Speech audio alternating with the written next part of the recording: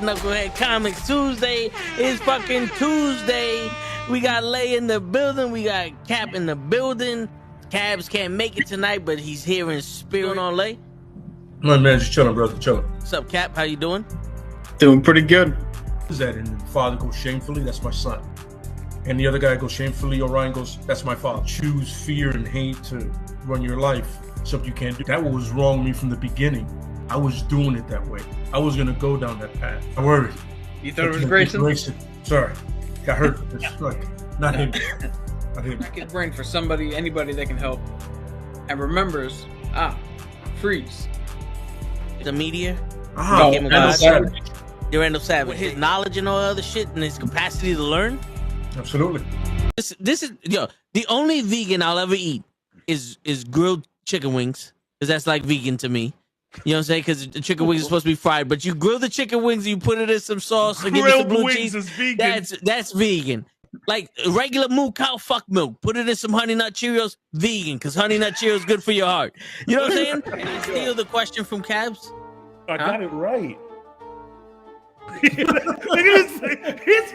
I would also like to steal. I would also like to steal. I would also like to steal. You're too late. Wow. I stay loose, I stay hype, I stay loose, I stay hype, I stay loose, I stay hype. I could do this all night, cause I do what I like. Yeah, I do what I like, yeah, I do what I like. Sipping goose, sip is right, and I go with the flow. Yeah, I go with the flow, yeah, I go with the flow. Cause I know I'm the show. In the zone, here I go. In the zone, here I go. In the zone, here I go. Yeah, they know I'm a pro.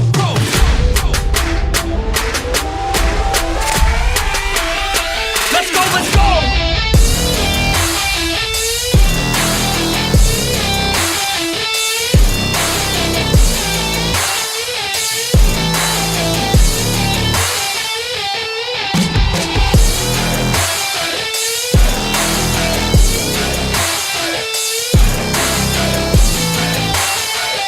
Yeah! Let's go! Here I go, I get lit, I get hyped for this shit! That's right.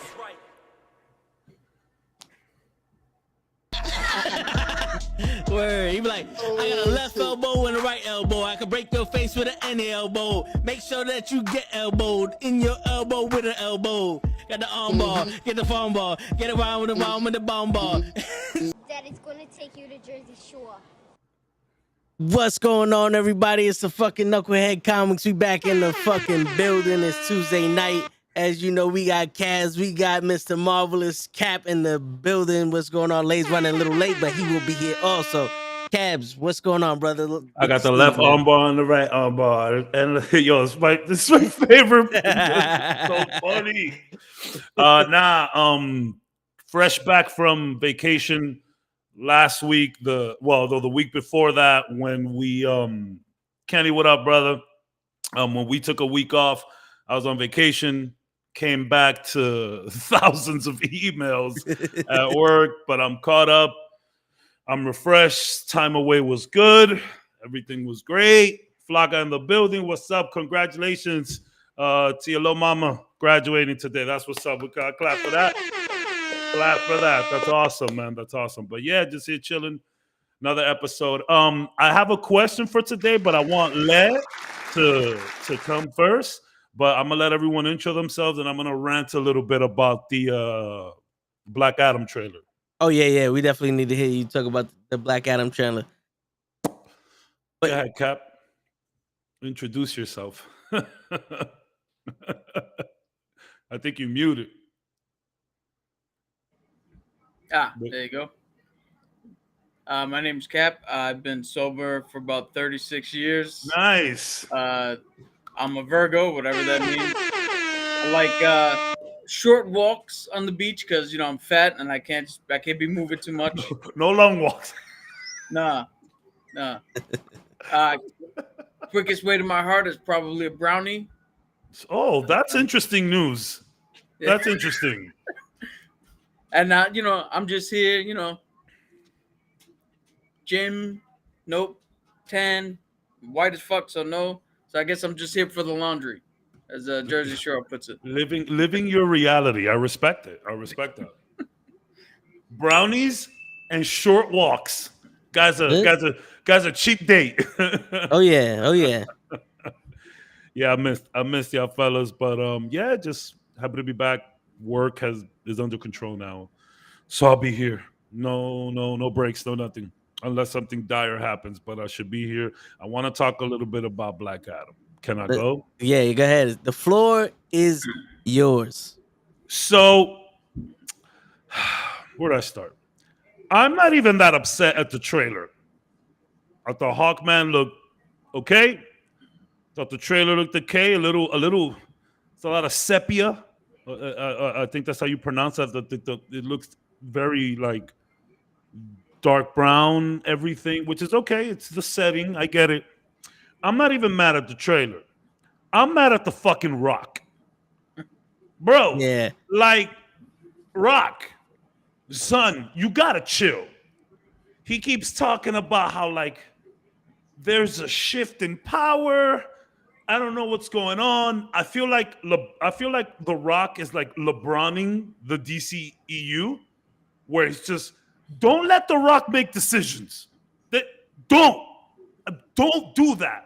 I mean, he stated that he wants to fight Superman, which is cool. Would love to see that, but The Rock, don't let him make any decisions. I'm like meh about him being casted to begin with. I feel like there's a bunch of other people that we could have cast for Black Adam, but he has Hollywood prowess behind him. He's done 75 Fast and Furious movies, so people think he's a good actor. Just Rock needs to chill. He is like, I get it. You're in a movie, you're the leading role, you're a superhero, anti-hero, I guess. It depends on what origin you want to follow here. Cap, they're following New 52 on this, I presume, right? I'm gonna assume that it's a mix of New 52 and some original shit. Okay, cool. But The Rock is making this sound like the second coming of all comic book movies, and from a very lackluster trailer, you just signed a big check. I hope you can cash it. I've said it here plenty of times. I'm a huge Marvel guy, but I want DC to prosper. The acquisition of Warner Brothers and all of that stuff through Discovery, I think it's a good move. I think DC has freshly energized batteries. Don't put those batteries into the back of The Rock. Just The Rock, do your shit, keep it moving. I don't want to hear anything else from The Rock. I don't want him to spearhead and lead the DCEU. No. Let's leave this to the professionals. Rock, I love you, bro. I really do. I think you're awesome, but just chill because you are hyping this shit up massively. And if it comes within an inch of like not being great, everyone's going to throw this back in your face. So just Rock, chill. Work on the movie. Dr. Fate looks great. He has this whole Doctor Strange shit going on. I think he looked fine. Again, Hawkman looked fine. But Rock just needs to chill. And that's it. The trailer was okay. Nothing special. But bruh, please, Rock, just calm down. Let us see the movie. And that's it. I'm fucking done. I don't know if anybody agrees with that. I don't know what you guys got to say, but The Rock is just overhyping this shit way too much. Too much. And that's it. I'm okay with the trailer. I'm actually fine with it. It's okay. I know you didn't like it much, Tags. I didn't see Black Adam in there.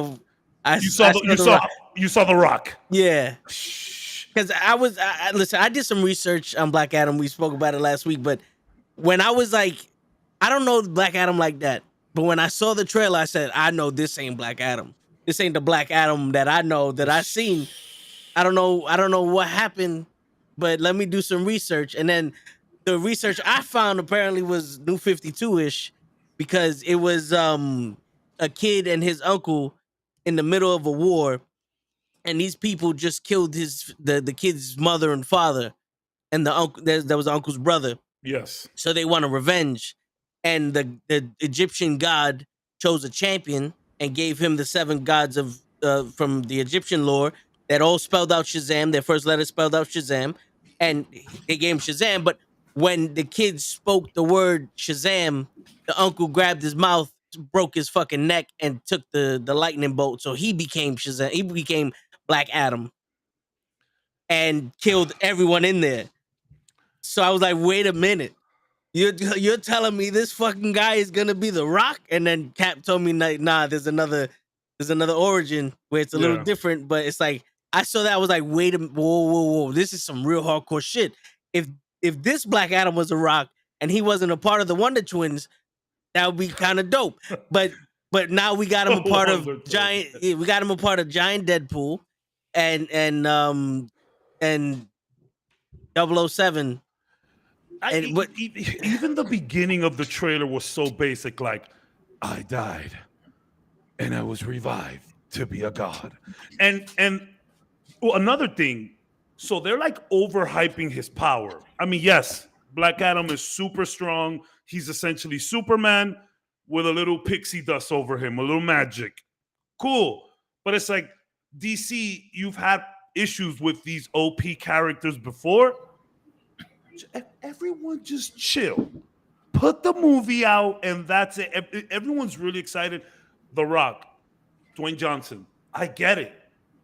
When I always forget Jim's name from The Office, Mr. Fantastic.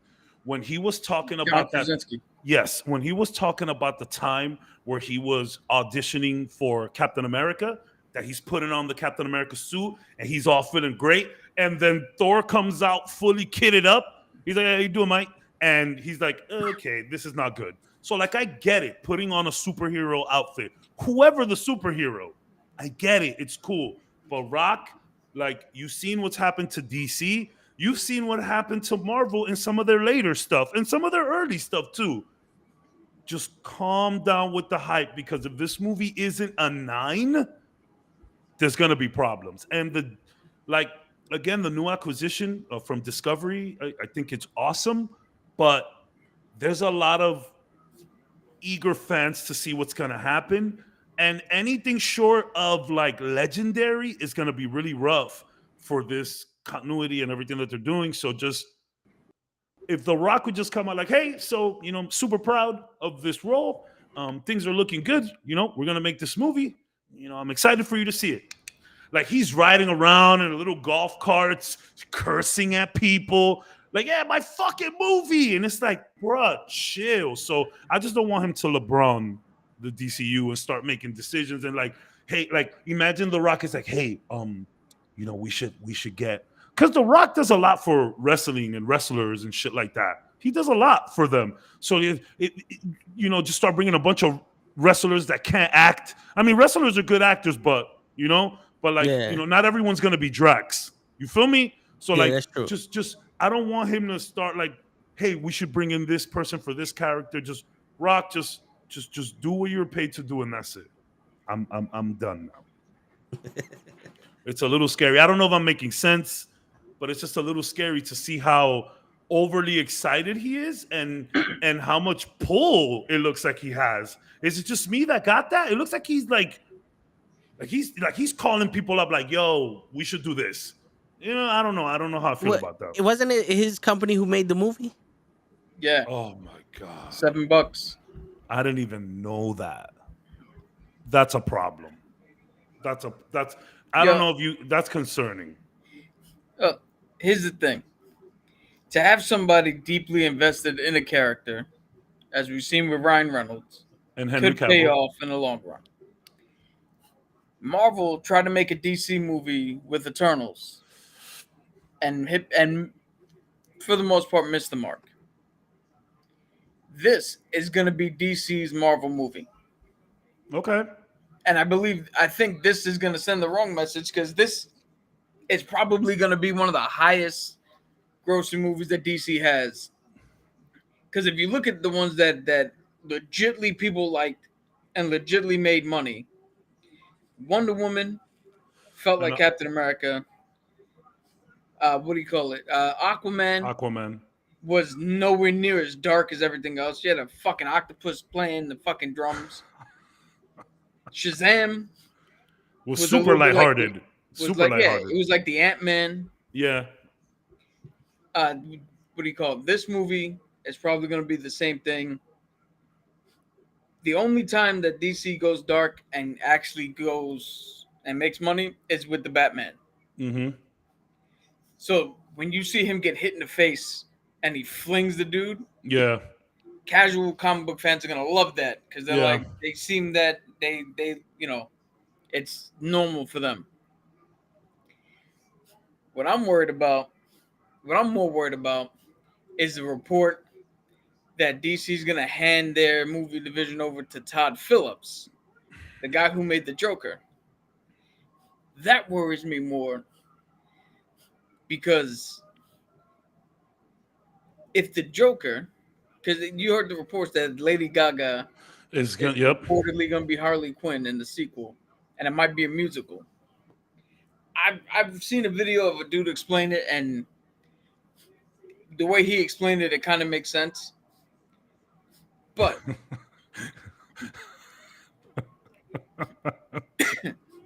but within his explanation is the reason why I don't want it to hand to Todd Phillips, because within his explanation, he was like, "Yo, if you keep this Elseworld, and you have this side, if you just have the Joker off on his own in this little universe, sans Batman, do whatever you want, make Yeah. the kind of movie you want. It doesn't connect back to anything. Robert Pattinson is on this side; he's got his own Joker. Joaquin's over there doing the two-step down the fucking staircase. But Two-step. if you're gonna hand the reins over to a guy who's literally making movies that have nothing to do with all your other movies, why hand him the reins? Just make separate fucking movies." And Discovery was just talking about how like they're looking for a more Marvel-esque type of DC universe with like a, their own Feige or whatever. So I mean, there's a lot of questions. But There's see, a lot of again, questions. I've been saying this. So I've been saying this for how long now? We know by now, every casual every casual moviegoer who watches a comic book movie has a reasonable assumption that they know each other. Yeah. So make your fucking movies, Yeah. and then when you need to put them together, put them in a movie together. Like we don't need the red string to go from here to here to there to there to here. I would like to just say one thing.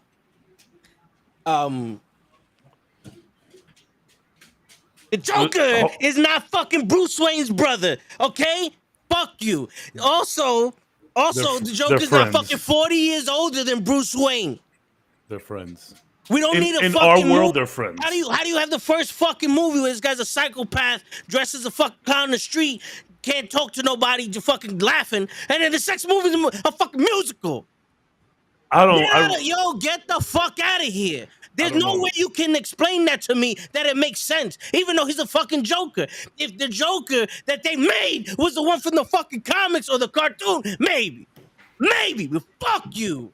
Gonna tell me that the Joker's the illegitimate brother of Bruce Wayne, he's 50 years older than him, and they're gonna make a musical. Fuck you. That's all I had to say. I had a rant about Black Adam, and we're here now. I have one about Black Adam too, but that's I mean, it's well, I did it before. I did it. When that's what I'm saying. Because I had the same rant I did. I hit up Toe.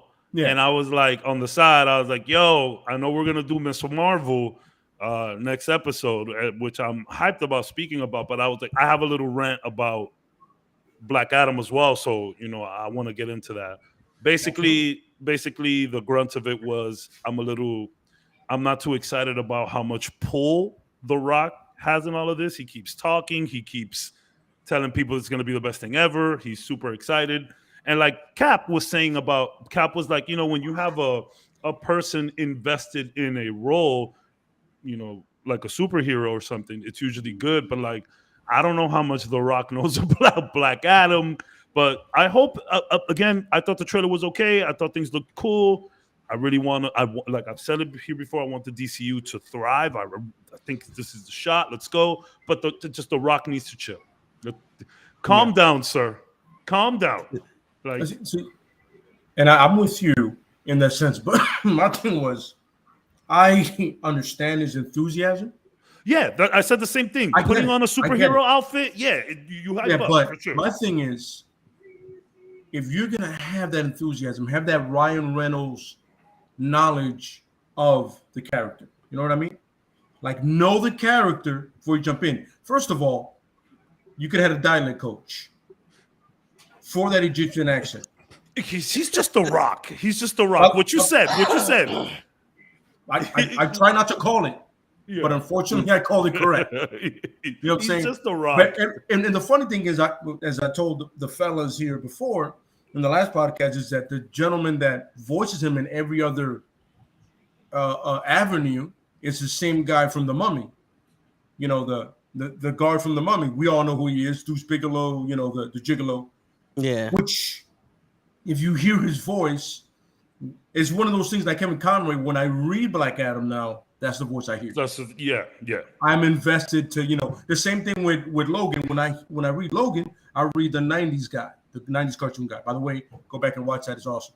But I'm saying is, I enjoy your enthusiasm for the character, but your knowledge of him is lacking. And I'm with Toe completely. I'm with Caps completely on this. I love that you want it to be good, but I don't think you know enough for it to be good. Just chill out at least. Yes, just chill. Bring it down. He's writing big checks right now. Yes, and he's talking about huge checks. And that whole thing talking about like, I want to push the DCU future. And he's a guy that has enough pull in Hollywood that even if Black Adam fails, right? Let's just say fails, right? He can still be behind the scenes and push other stuff, right? That's just the same thing I was saying, bro. He's at that point in his career that he can do that. You know what I mean? Even though a lot of movies were shitty. Let's be real, Rock. I'm talking to you right now. Come on. You play your same role in, except Faster, where you have very few lines or some Arnold shit. Every other movie, you're the same guy. But you know what I'm saying? It's like, I know you have the pull, but will you have the knowledge for the movie to be good? Whatever movie you choose after Black Adam to get behind. You know what I mean? Which will most likely be Shazam. Yeah, most likely. It'll be Shazam versus Black Adam or some shit like that. Like, it will literally be that title. Like Jason versus Freddy. That's Shazam be Black Adam. Yeah. There we go. Well, what's funny, like how serious Black Adam is and how lighthearted Shazam is, might make a good like chemistry. It sounds fun, but let's just my whole point is before we get there, let's calm down, Rock. Let's see how this plays out. That's what I'm saying. And the last episode I said was, I'm sorry to cut you off, Kat. No. What I said was, I would love for them to have that. I know you know this, Caps, that Superman All-Star, where Shazam, and Superman fighting Black Adam, and Black Adam is handing their asses. Yeah. So that proves I've seen that. We on I've the seen the cartoon too. Yeah. How badass Black Adam really is. He is. Absolutely. He's like, yo, listen, I'm taking on the guy that's supposed to what is that word? I forget the word that is supposed to my predecessor. Yeah. And now I'm fucking up your God. Yeah. I'm handing both their asses, and I don't have a cape on. So letting you know, I don't have this a cape. is who I am. No cape, and I'm fucking everybody up in the house. It's like the Rock is and I'm sorry, Cap, I'll let you go. This is quick. Like the Rock is such a meme at this point. Is he not? Like the Rock is a meme. Like his rap song, I have seen so much people on Instagram just put Black Adam and like do edits of him with the Rock's rap song. It's about power. It's about. It's like he's such a meme now. This is who is leading your movie, Black Adam. It's about him. He's such a meme. I almost feel like it would have been better to just give some no-name guy a shot. You know what I'm saying? Or someone who can give more to the role. I get it. The Rock has his pull, but he's such a meme now. It's like I'm worried that his popularity and his pull and his hunger and his drive and his power is a little too much for what they're trying to pull off here. Go ahead, Cap. Here's a fun fact to that, Cap. To what Cap said. I heard that blasting out of a dude's earphones, and what earphones did he have on? AirPods. The Rocks. Look, my God. You want to tell me he's such a mean. the guy got you so hard that not only you have his headphones on, but you listen to his song. Yo, he goes like this, right? And I take my shit off for a second, they do so fucking. All of a sudden, I'm like, you know that song? What is called the song? I'm like, no, you, bro, yeah. Man. That's probably the only song it plays. Imagine just don't repeat the entire fucking with day. the headphones. Yo, props to him though, man. He was, I've been going to the gym for a solid month now, and I've seen him every day. So hey man, he's committed. So I can't get mad at him. But it was just funny to be on some like, oh okay. The Rockets is gonna be like a memeier version of Tom Cruise at this point. Absolutely correct. Yes. Like I'm so worried about that. By the way, Cap, I finally saw Maverick. Maverick is cool. Yeah. Maverick is cool. We saw it when I went to New York.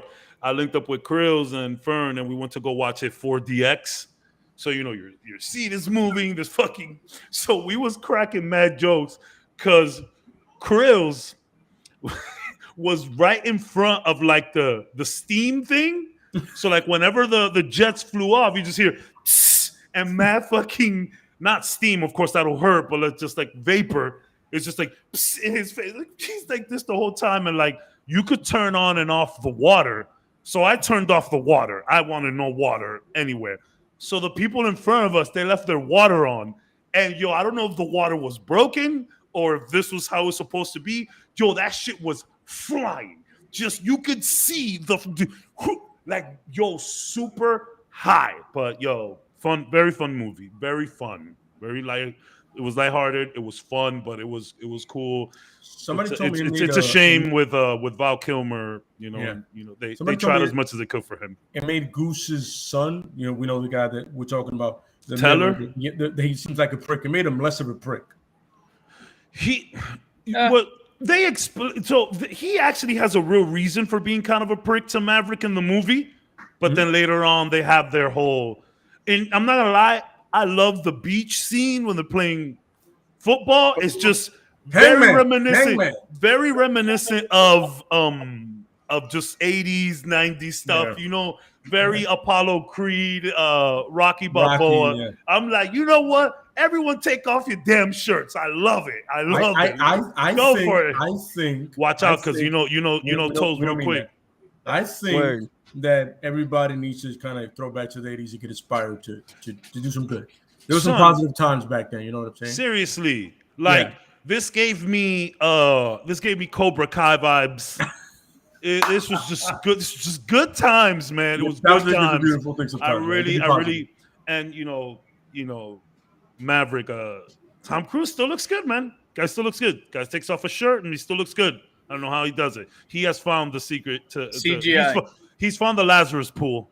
He's found it. But yeah, obviously CGI. But yeah, sorry to veer off there. But Cap, I'm sorry. Rocket's a bit of a meme. And go ahead, Cap. Whatever you were gonna say. Yeah, the two things I was gonna say is that, like, one, the passionate response to the character has to be put in the right place.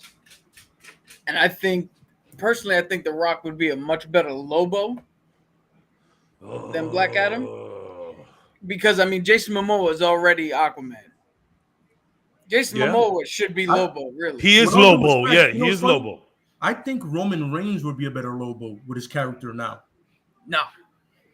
You know what it is? Because you already have this character, right? And for him to refer to him, he already says, I am the tribal chief, acknowledge me. Remember, the main man. The main man. I'm like, the tribal chief, the main man. Yep. Are we not hearing the same thing here?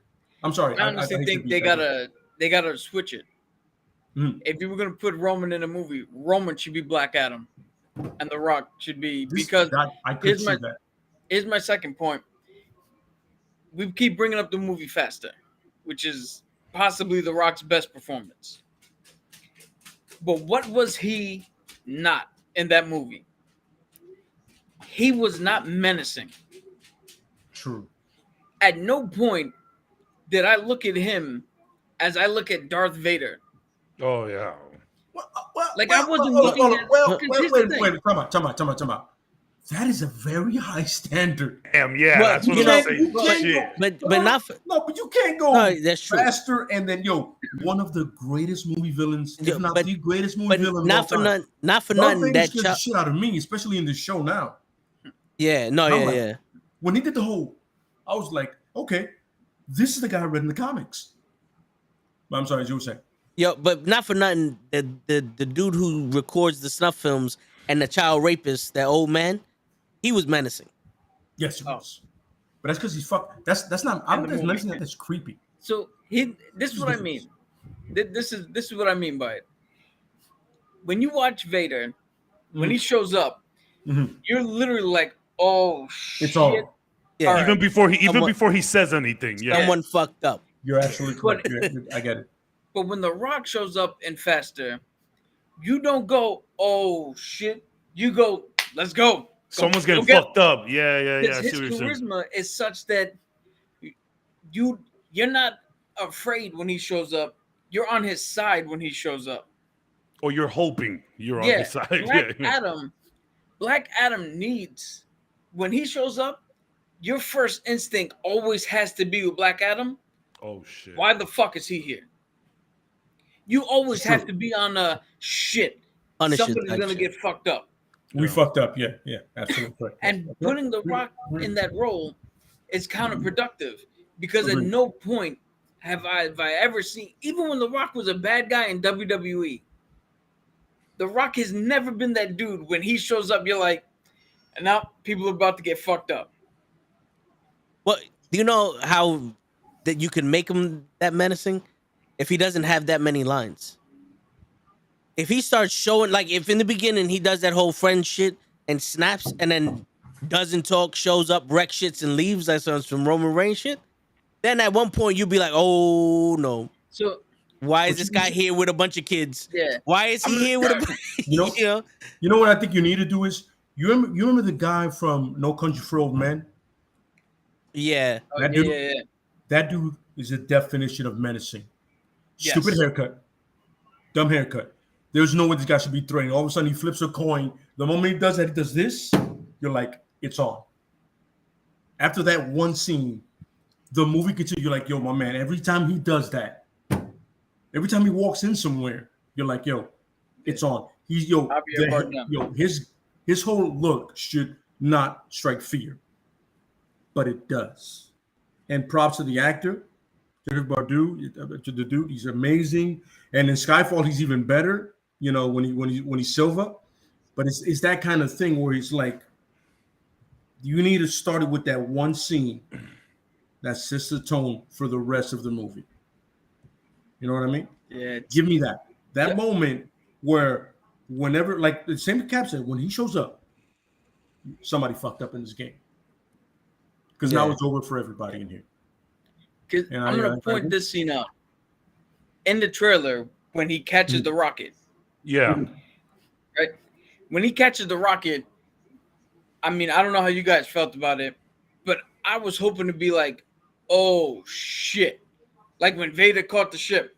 You're like, Yes. oh shit.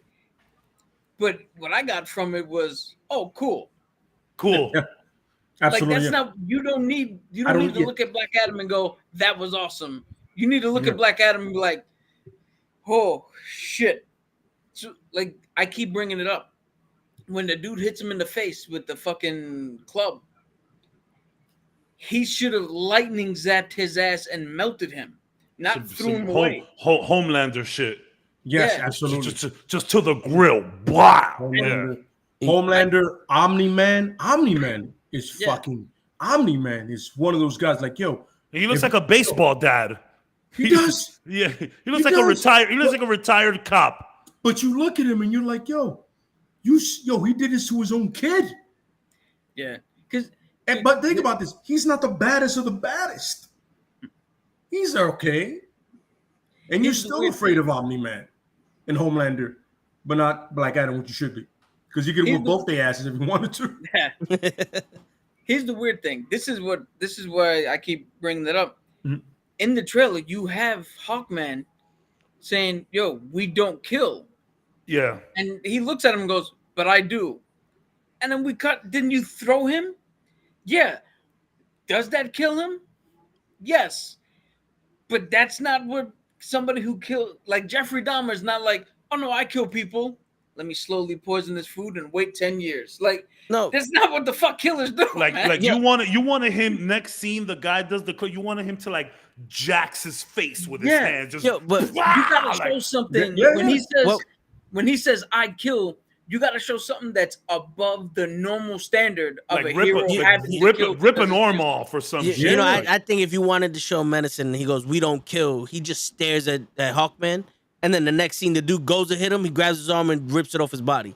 That yeah, like shit- don't and even stuff say to do- anything. Just Like like don't some even Stuff it to say. his chest on something like, Yeah. he'll take his arm and It's- go, Because to be menacing, you have to not give a fuck about anyone else. yes. So for him to absolutely correct. respond back to Hawkman, it's one of those, you respect him enough to respond. It's like, we don't kill. Fuck you. Like almost like a fuck you, and I'm gonna do whatever I want. Vader would not respond to nobody unless it was Palpatine. I agree. You know, yeah. there was a scene they showed for the DC fandom like a year ago where they had that clip where he came out, the dudes were in the tomb with him, they were shooting him, and he was just melting them with fucking lightning Yes. and turning them into dust. That's the Black Adam we Yep, need. absolutely. And that this trailer just seemed like a 180 from that. And it's funny. Or They're if going for if the. anybody watches The Last Action Hero, it seems like a 360 from that. You always screwed it up. Son, I've said it plenty times. The story of Last Action Hero, when you really dig into it, is actually pretty interesting and kind of It is. sad. It's kind of It sad. is. But so I know they're going for the more anti-hero thing with Black Adam, but we just had Deadpool, and that motherfucker goes nuts. It's funny, but it's also like raw, you know. So maybe a little raw. And hey, he could start off by killing people and then ending up this good guy that everybody wants him to be. So like, I agree with all of you. Just a little bit more menacing would have been great. Yo, he's gotta earn that shit. This movie just seems like Dr. Fate's like, yo, we need a heavy hitter. You're a heavy hitter. You're a good guy now. It's like, no, Yeah, sir. work for that shit. Like, But you know, convince Why me. wouldn't you go get Shazam? You went all this trouble to dig up somebody. You got Shazam right there. from what I hear about Black Adam, is he doesn't do anything unless it's in his best interest. Why wouldn't Black Adam need these people? Like it'd be one of those like, yo, he's facing a threat that's dire to him that he needs help. So he needs to be like, all right, you know what? In order for you guys to help me out in my situation, I probably won't kill as many people. I feel like the help me help situation you type of situation. it's in the Egyptian region. That's why it's in his interest. I didn't mean to start this though, guys. I'm No. sorry. That was last what's week. funny? I'm sorry. No, stop. You know what, Cabs? This needed to Sorry. happen. I'm Yeah. sorry. This needed to happen. Yeah. Let's be honest, let's be honest. We were all thinking it, and somebody needed to address it, and you did it, and now it's out in the open. Yeah. Because everybody. I've seen fan reactions to this, right? And they're like, oh, I'm like, nobody's like, oh shit. Nobody said, oh shit. Like, oh, they're hyped. Black Adam shouldn't hype you. He should worry you, as Cap probably put it. Why am I not worried about this man? Why am I hyped for him? Like the fucking God Killer. Exactly. Seeing him on screen, he's just that like image of Christian Bale smiling with like the black, like he's smiling. That's exactly what Toe and all of you guys are talking about. He is smiling. And that little image, it could be a still. I don't even need to see it in motion. That still alone, I'm like, man, this guy looks fucking intense.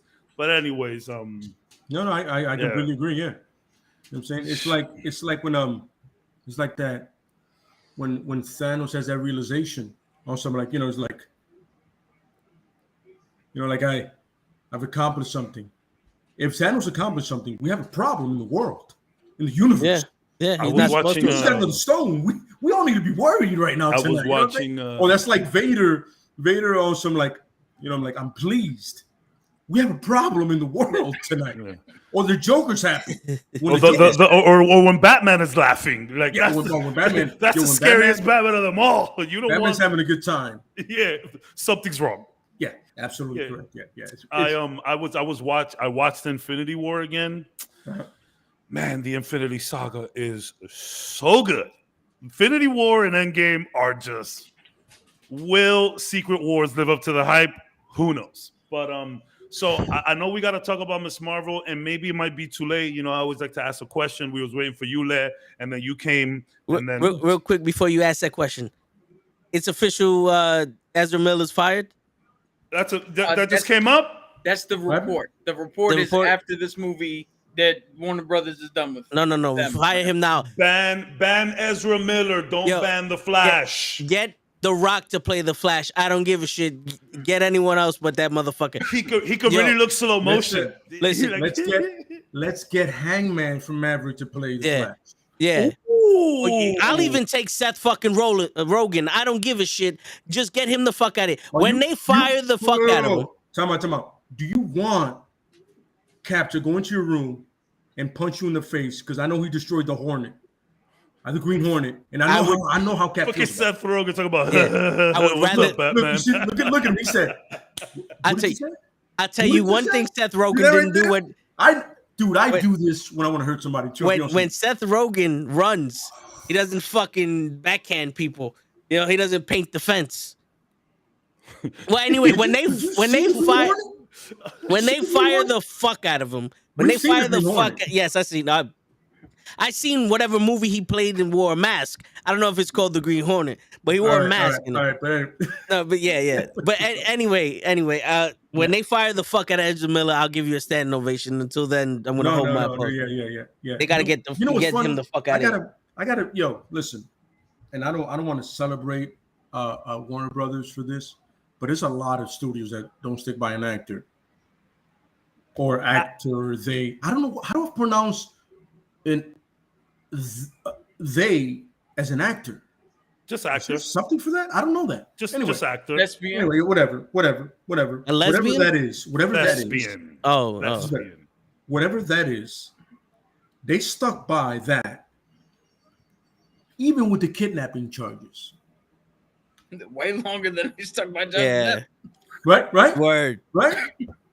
What sucks about that is like, the LGBTQ plus community already has so much backlash, and a lot of people are like piggybacking on this fucking douchebag. Like, he does not represent that entire community. No. So cut it out. And that's what I was saying. I told these guys earlier before we started the podcast. I'm starting to see people saying cancel Flash as a whole. No, why? No. You cancel Ezra.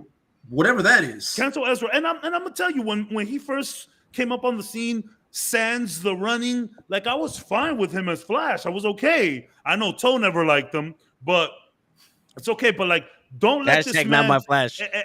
Everything that's going on in the LGBTQ community, and now you're just all gonna let it fall on him, man. Fuck that. He does not represent them like that. Cut it out. Nah. They don't fuck with him as much as we don't fuck with him. Exactly, all right, yeah. And we could all find some fucking common ground in that. How about that? Absolutely. How about we all get together just for a hate for Ezra Miller? Fuck all that. Yeah. I seen people saying goofy ass shit like, "Oh, you see, this is what happens with transgender." Shut the fuck up. Yeah. Like, that shit really upset me. I've been reading a lot of stupid shit about Flash and Ezra and transgenders and people who are non-conforming. Like, bro, no. You put that man all the way over there. In the words of Toe Tags, get him the fuck out of here. Like, no one wants that guy around. He's a piece of shit. Like, a piece of shit. Yeah. Meanwhile, you got in the Black Adam movie, you have the person playing Cyclone, right? They're playing Cyclone, right? Completely same deal. But the thing is that, you see what I'm saying? Like every other race of human beings, there's pieces of shit. Yes. And then there's not. Yes. Yep. You know what I'm saying? There's just that's what the world works. Pieces of shit. And not, you can't blame sexuality, race, gender, what people are pieces of shit because they are who they are. Yes, 100%. You know what I'm saying? If you want to attack that piece of shit, then attack every director that's a piece of shit for sexualizing, harassing somebody else that they've done before. Facts. Right? Those Harvey Weinsteins that you want to protect sometimes. We're gonna do this. We're gonna do this to everybody. Let's not play this game. Les Feed's about to cut. They're about to go and get his ass. Everybody gets it, okay? That's how it works in the world. Yeah, it's funny. Everybody It's funny too. It's funny because especially here. It's funny because after this conversation, it's getting a little, intense, right? And like, I want to do something lighthearted, but the question I have is not lighthearted. Let's go. Let's get it. Let's get it. So the question I was going to start with, it's just very easy, but not like this is totally random. Worst job you've ever had? Wow. Okay. I can start while you guys think. Oh, I don't mind, but go ahead. Okay, no, go. Yeah. So please go. I It's going to be the fucking hospital. No. I worked for Rite Aid, and they're idiots. My first boss was absolutely amazing. All the OT, great guy. It's funny. I share all kind of comic book and 80s memes with the guy still to this day. Like, he's really a great guy, awesome guy. The second boss I had was an absolute piece of fucking shit. People don't quit. People don't quit jobs. They quit management. No. But the thing is, it became all around because he got somebody in the store that was also a piece of shit. Oh God! So it became that moment, and I had to leave, and I did. Good. But the point is, it became from a very positive, beautiful thing to fuck your life. You know what I'm saying? So yeah. But that was my point of this, to like realize that you're over that, and now you're like better. Oh, absolutely. You know what I'm saying? Yeah. So fuck bad jobs. That's just, if everybody, like, my job is stressful because it's sales, but I love my job. You know what I'm saying? I work a lot. I work hard. I get stressed. Basically, because the travel industry at this moment is kind of crazy with all COVID stuff. We're seeing light at the end of the tunnel. But as stressful as my job is, I love it. I love the people. I love talking to a lot of guests. Obviously, the nicer guests. But yeah, like, I love my job. But that's good. You get out of that situation and you go to a better one. So, what's the worst job you've ever had? It's funny. I was in sales too, but I was a door-to-door salesman. You were selling knives? No. I was selling free Sears upgrades for homes, home improvement quotes. I was selling Sears. Where? What was your Yonkers, area? in Yonkers. Oh my bro! God. I lasted 3 days. You get stabbed? No, I almost stabbed someone. Is that I lasted 3 days. When was this? Because that market was probably really bad at the moment in Yonkers. Oh shit! This was years ago. It was terrible. Yeah, man. This had to be about 11 years ago. Oh my God! 12 years ago. Oh my God! Yeah, man. Oh my God! Yeah, man. I walked. These guys like, yo, it's easy money, blah blah blah. So I was like, all right. So we're walking. I'm learning from this guy, and this guy, he knocks on the door. They answer the door. White dude. They have a conversation. He goes, all right, you try it. Ring the bell. They open up the door, close the door right in my face. Said, all right, I get it. The third time I said, yo, listen, motherfucker.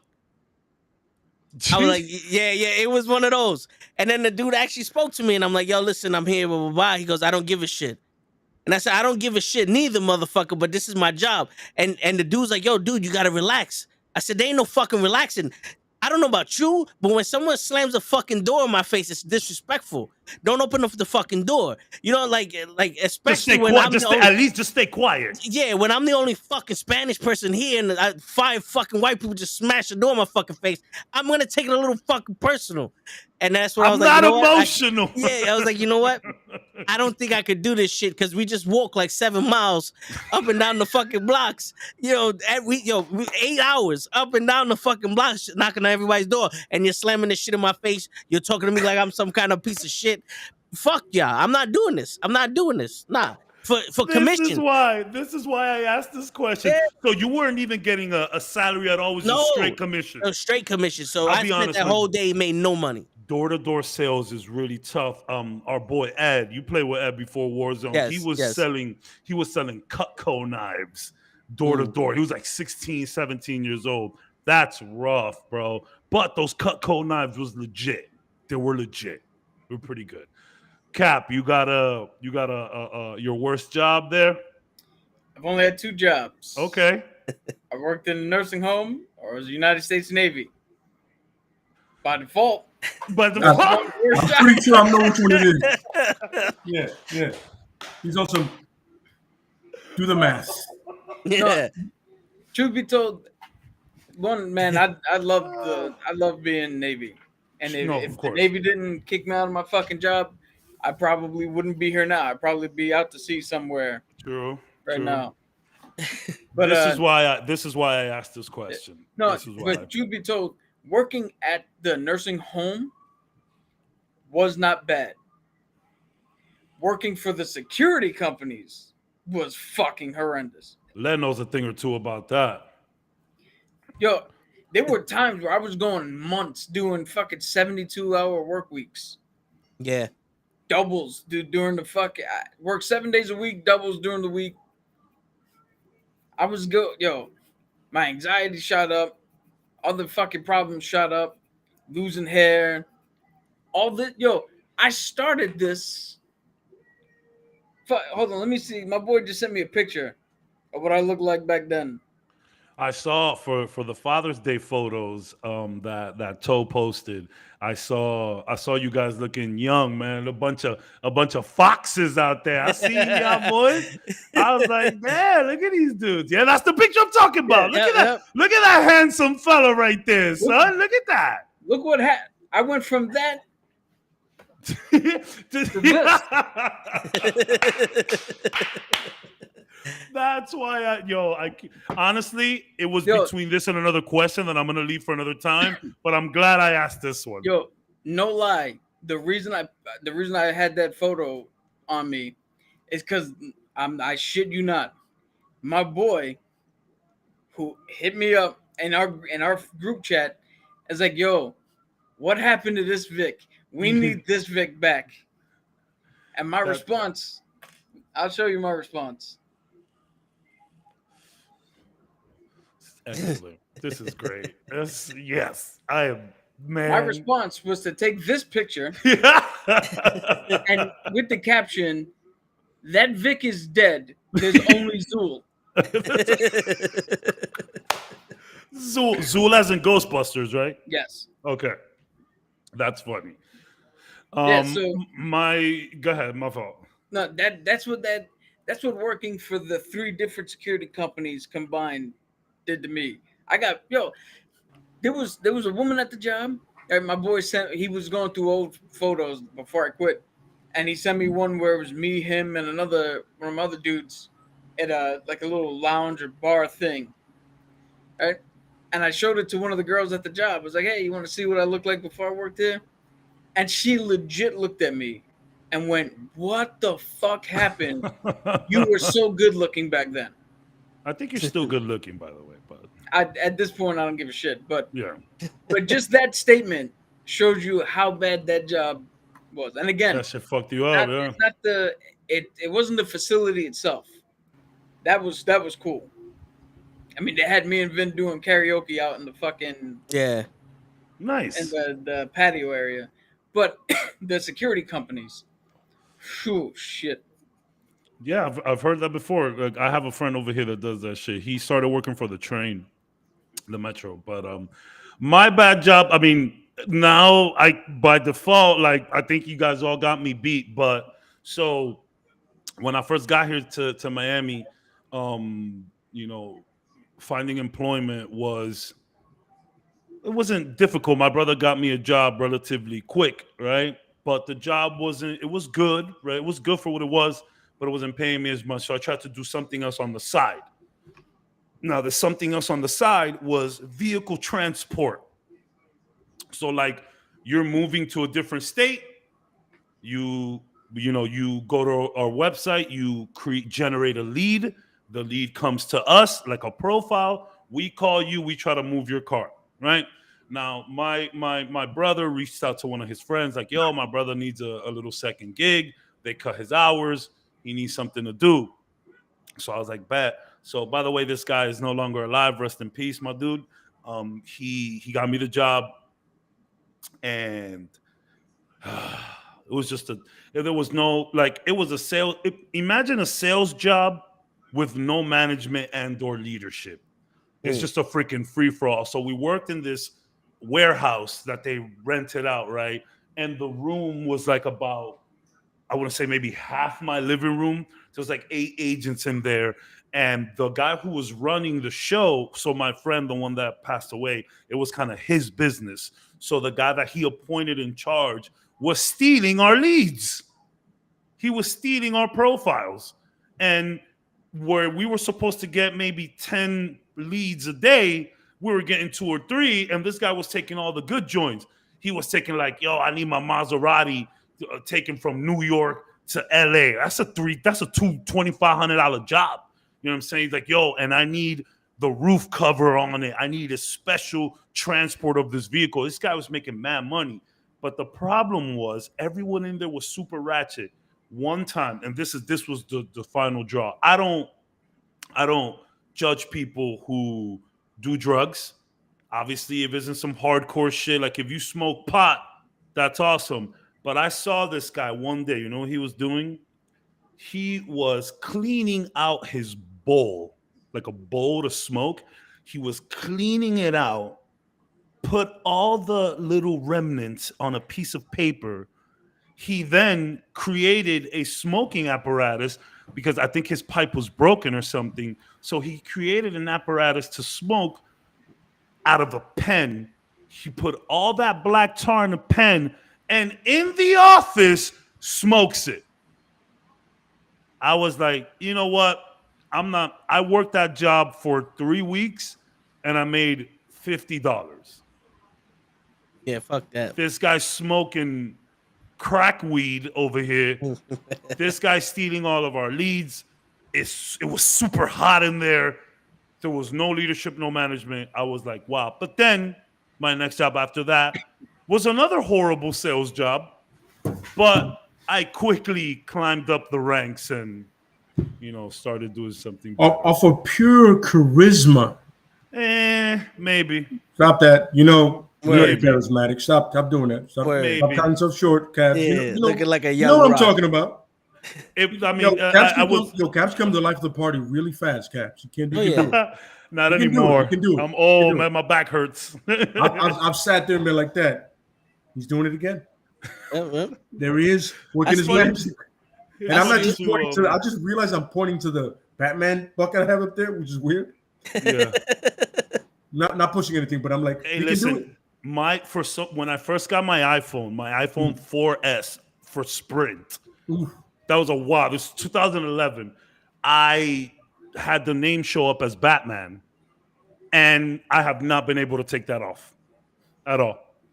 If you have an iPhone and I call you right now, it's gonna say Batman. My dad, every time I call my dad, he goes, "Hello, Batman."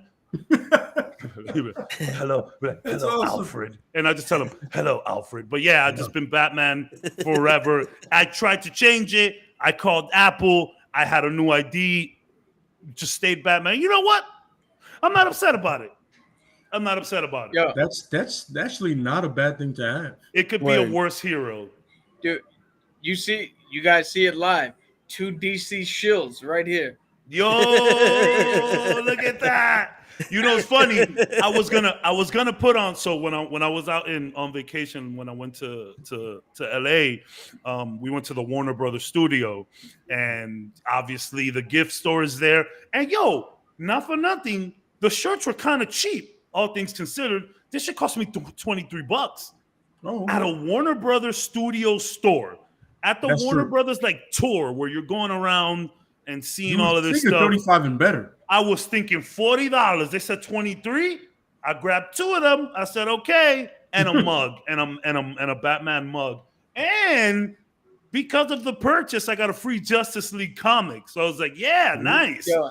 But I got this one, and I got a Batman. I was gonna wear the Batman OG yellow, black shirt, yellow OG Batman sign. But because of all the shit going on with Flash and Ezra Miller, I'm representing Flash today. Cancel Ezra, don't cancel Flash. It's the most ridiculous thing I've ever heard in my life. You want to hear something funny? You in the past you bring up certain juices as struggle juice or something. Struggle like that. juice. Here's how we can tell where me and you are in life. You sat there and was like, "Oh, this is pretty cheap, $23." And in my head, I was like, "Get the fuck out of here! I ain't paying $23." I mean, compared to like buying them from like buying T-shirts from the Disney store, that shit is $30 a pop, bro. Yeah. I was like, shit. That's why I said. I was like, yo, 30, 35 or better. You know what I'm saying? Yeah, it was reasonably priced. I was like, okay. Yo, that's why I don't you're mind outlandish wearing. right now, bro. Yo, you used to have a favor. Don't try to buy some shit from WWE. Don't do that. Word. Because this dude is about to go on trial, and they're still disrespectful with their prices. Yo, But that's a rant for Thursday. for another We'll get that in there. It's You know ready. It's something, coming. though? It's locked and loaded. But anyway, I'm very comfortable. I'm very comfortable wearing Naki and Mommy Mouse shirts. Them knockoff shits. Like, Donald Duck. I can wear him. I don't need the real. It's funny you say that because there is like legit Marvel and DC stuff in Target, and them shirts are $7. I bought one of my favorite shirts that I've ever bought in Target. No, this was Walmart.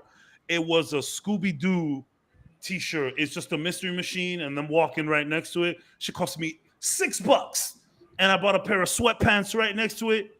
$8. Yo, That whole outfit for $14. you laugh. I have this shirt and 4 other colors. This is from Michael's, the fucking craft store. Yeah. That we bought, that we were supposed to iron some shit onto it because it's a cheap shirt. Oh, yeah. While you guys are shopping at Target and Walmart, I'm at Michael's craft Yeah, store. hold on, man. Bro. Walmart is the Target? ratchet of the ratchets. It's supposed to be Target, apparently. Yo, you know what's crazy? I saw a post. I saw a post the other day on Instagram that said, "Bring back 5 for $20 t-shirts at Foot Locker." Word. Where, Fact. yo, son? Facts. Yes. Where are those, son? With $40, you had t-shirts for the whole summer. Yep. You just wear a different color every day. You have 8 weeks there. Those 8 weeks. those 10 are weeks. those are the only white tees I've ever bought.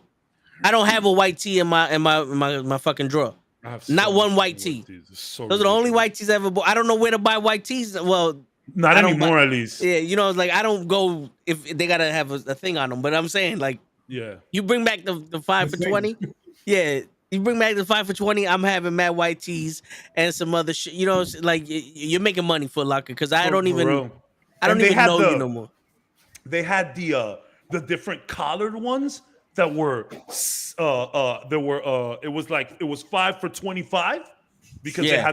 they had the collar. Yo, them shits you could be outside chilling, or you could take that into a little bar, whatever. It was if you had like a nice gray shirt or like with like a gray trim or something like that with some nice pants and some decent shoes. Yo, you could go to a bar with those. Maybe not a club, but you could wear those to like maybe go to a movie theater, whatever. You know what I'm saying? Those tees are legit. Bring back that Foot Locker 5 for $20. Word. Bring that back. I'm so glad that we're all revealing that we're top tier men. We are. Nothing but tees over here, baby. It's funny. Yeah. I do have to start buying some like nice dress up shirts at least. I have to. White tees in any African shop. True. Wait, we're doing this again, Joe? Yeah, mad racist. Oh yeah, I did missed that see part. that part. First Yeah, off, I but- just saw but that now- part. You said that. I was like, wait a minute. Who? What? It's the fucking. But every time Wait a I got time to go buy one, they're fucking praying. You ever around the job? Speaking of that, we're about to talk about Miss Marvel, which is hilarious. Yeah. But I mean, yeah, you see that. You see a lot of them when that little smoke shop is closed, they in the back praying Yeah. to Mecca. They take 5 minutes. I think they do it 3 times a day. Yeah, I've seen them do it. It's like I remember there was by my job, my old building here. There was a I forget where he's from. I forget where, but I would see him praying in the back, and people would be lining up around like, "Yo, open up! I'm on lunch break." I'm like, "Sir, he's praying. Can you just give him 5? He gonna open the Absolutely. stove right now. Take a chill. Take some text Absolutely, messages. yes. Maybe call somebody. Give it 5 minutes. He'll be done soon. Relax." But yeah, that's cool. But that is actually a great segue Yeah. into Miss Marvel. Congratulations, Toe. That was like Jimmy Fallon shit right there, bro. That's how we got to do it. That's That how was we got to do it. good. That was a good segue, bro. Shit. Yo, all right. Speaking of Miss Marvel, we're gonna officially get into episode 1 and 2. I want to start with 1, of course. Yes. Basic math.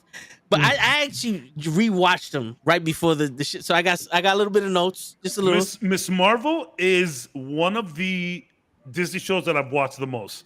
Episode 1, I've watched like 3 times. Episode 2, I've watched like 4. I have not done that with any of the shows. Maybe with Captain Winter Soldier and a little bit of Hawkeye. I watched a little bit too, and Moon Knight. I rewatched the first couple episodes, but like Miss Marvel, I'm gonna let you go. But I'm feeling Miss Marvel, son. But yeah. I'll let you go. Sorry. No. Yeah, I was just gonna say, like, I got some notes for the first episode of Miss Marvel, and watching it over again, I got a new feeling for the first one. I mean, for the first 2 episodes, like the vibes, just at the beginnings. But I'm gonna tell you like this. This is a very good fucking show. I like it. I like it a lot. Yeah, I like it a lot. Also, I like the girl who playing Kamala Khan. She's killing it. The mother and father. Anyone could relate to having those parents. Bro, I keep asking myself, how is this Pakistani lady so close to my mom? It's the same thing. I was like, yo, watching this show is just, I get good vibes. Like, bro, we all the same people, bro. Yep. We all bleed red, bro. Like, we are one people. It's all relatable, yeah. With different things here and there. But, man, you saw the post that I put the other day on Instagram about the Illuminantes? Yes, sir. I'm going to get into that. Yeah. Oh, yeah. That is that is top-tier writing joke material right there. Go ahead, my fault. Yes, sir. Yo, so this show, this first episode, I felt like Kamala Khan was nervous, right? She was one of those, like, I'm gonna hide, I don't want to show my true colors, I don't blah blah blah. I got the feeling that this episode was to be for the entire Marvel like industry. Also put it out there as a feeler, like, we're nervous how these people are going to react to this type of show, because we never had this type of show with this ethnicity and this young person by themselves. Yeah. So it was one of those, like, let's see what's happening. We're going to be a little nervous, but we're going to be original, where every time they suggested Let's dip our toes in the water. Every time they suggested a different version of Miss Marvel she could have been during Avenger Con, the paintings on the walls, the animations changed. When they said a princess, they had a princess in the back there. When they said zombies, they had a zombie attacking a car. That happens the whole time. Yeah, when they're texting each other, it's in the background. That's such a cool storytelling mechanic, bro. Yep. Because it works for these kids. Like, this wouldn't work in Black Adam. Also, but for these kids, it works. Yeah, and real quick, you know how Cap says he thinks that this is more for like teenagers nowadays? It's for us, because episode 2, it starts off with her walking into school like Big Dick style. What a great intro! Yo, she walks in on some Marvel going, y'all motherfuckers really like this shit, huh? I told y'all we was some badass. She was celebrating the first episode's victory of how good this shit was. You know what I'm saying? And then when we're gonna stay on episode 1, but episode 2, I just wanted to throw out there. When she's in the house, coming back from the house after the party, and she's playing that song, "Be My Baby Now." Yeah. Kids nowadays have no idea what song that is. Nah. But if we were teenagers and this happened back in the 90s or in the early 2000s, we would know what that song is. We would know. So it's almost like us watching a teenage sitcom when we was younger. Because why would you put that song in there if you didn't want our generation, to connect with that? Yo, Toe, it's funny that you fucking say that, because my Marvel buddy, right? Her sister and her son, her sister just graduated high school, right? And she's been in college for like a year and a half, almost 2 years. She does not like Miss Marvel because it may be too close in proximity. Her son, who's 13 and is going through this thinks the show is super cringe. Mhm. So did we lose you? No, I mean. Okay. And he thinks it's super cringe. But maybe it's because they're going through that or just went through that.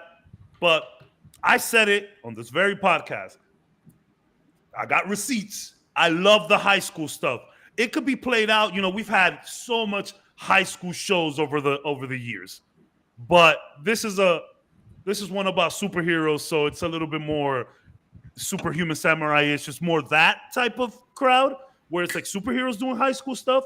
But I've always liked high school stuff, and I still very much think that this show is geared towards the younger crowd and younger females. I still think very much so, but there's a lot for us, and it's just super relatable. Like, I know we're staying on one and we don't want to skip to 2, but the intro to episode 2 was what did it for me. She's coming in, bab, bab. I was like, what a great song to pick. Marvel just cannot pick a bad song, bro. I mean, I would say 9 out of 10 times they get the song right. And she's super swaggy and she's all confident. Like, yo, it's Kamala. My man got it all the way wrong. Camellia. Yeah. He made her Spanish. You feel me? Word. Camellia Khan. You know what I'm saying? I'm having a good time with the show, but go ahead, Toki boy. My bad. No, yeah. So I mean, I appreciated that because it shows that it's more for us, like our generation, like every other, comic book, movie, and all that. This is for the older people. Even like, let's say, like the animated movies. The jokes are more for adults. Yeah, so that way we can connect. But they did it very good for us to enjoy it. I believe. Yeah, I still think it's geared towards like the younger crowd of the MCU. But I would say probably the most relatable show, maybe next to, I don't know. I think it's one of the more relatable shows. Like I remember high school, like it happened yesterday. Yeah, I'm fucking 37 years old. You know what's crazy? You would have never had this relatability to Hawkeye, to the girl playing Hawkeye if she never had Hawkeye in the show. Because think about it, Kamala Khan and her are the polar opposites of each other. You know what? I actually see a lot of similarities between them. Maybe not like ethnicity and like the way they're raised. And how they're the same person. Like they're very relatable to each other. But one of them is super duper rich and has all of the wealth class. Yes, the wealth class. Yes. Once you said it, I was like, I understand. Yeah, one's up here and the other, but they're the same person. Yeah. It's the same person. It's crazy. And I would love to see some antics between those two. Yes. If Miss Marvel, Kamala Khan, were to like team up with Spider-Man, people are dying. Someone's gonna die. Someone's gonna die, bro. And speaking of Spider-Man, I love how she messed up her superhero act at the end of episode 2. She saved the kid, but that kid was really close to dying. You know what? The funny thing is, I'll say it now because I might forget it later. That kid was the one who stole her friend's, her cousin's. Yeah, I saw that. I saw that on Instagram. You can see the shoes. Yeah, he was rocking the shoes while he was hanging. That motherfucker's the sneaker thief. What an idiot kid! Oh my god! But that just kind of shows, bro. There's a lot of dumb people now that do a lot of dumb shit for pictures. Yeah. So I remember I saw on a Reddit somebody was like, "Yo, that kid is a little like no one does that. No one takes risky selfies." Didn't you see the girl that fell off the fucking sides of the mountain when she stepped like 6 inches too far off and the thing broke? Like I see. Do you remember how many people? You know how many people got hurt? Yo, not even selfies. You remember how many people got hurt with Pokemon Go? Just walking into shit. Like, this is. You might not like it, but this is reality right now. People do extremely dumb things for pictures. Motherfuckers is like fighting animals. There's that video of that popular YouTuber that is trying to feed a fish to another fish in like a tank of water, and the fish snaps him in his fucking head, and he just passes out and falls in there. Like, Oh, people shit. do stupid shit for pictures. So this was, but like, Yeah. bro, I'm gonna talk about something really nasty, but it's the relatability.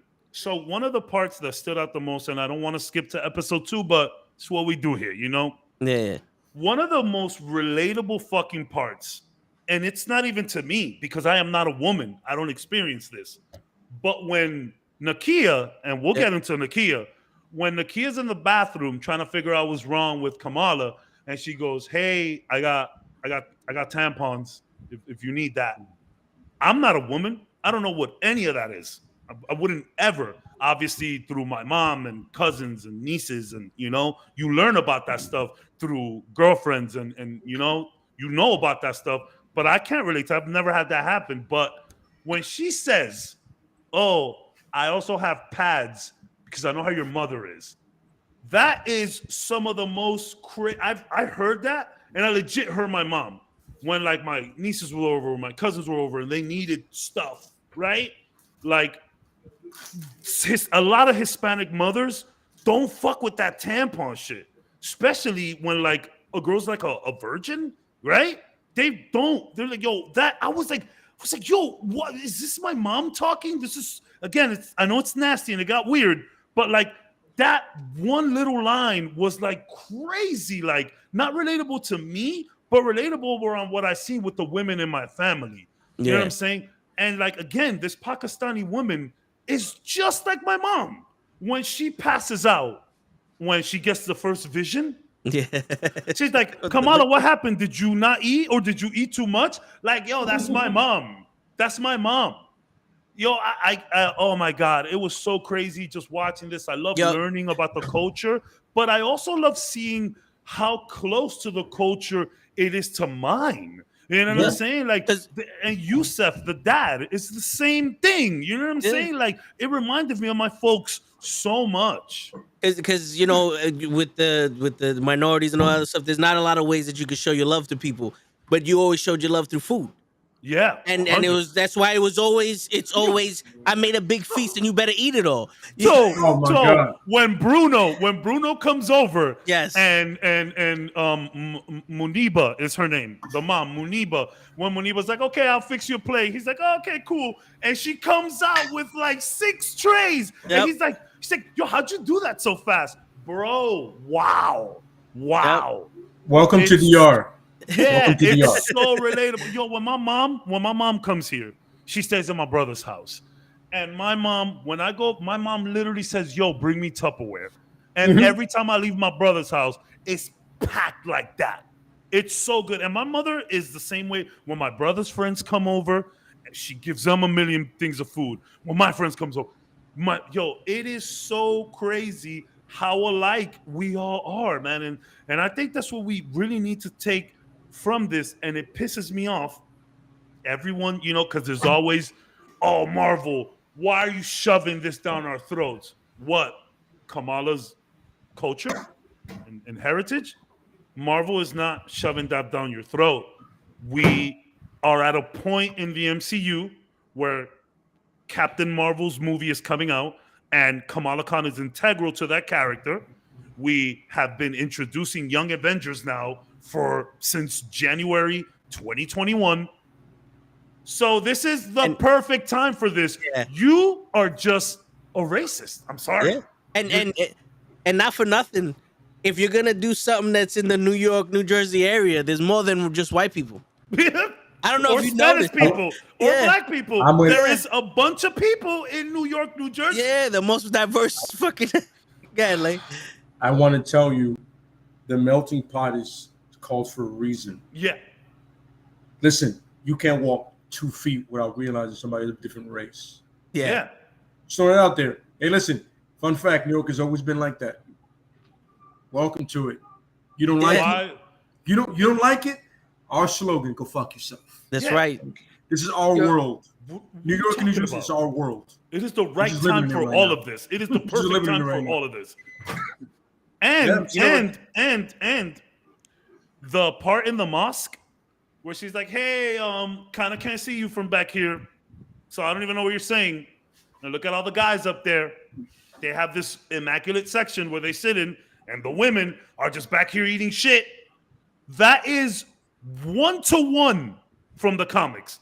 That entire scene is literally from the comic strips. Yep.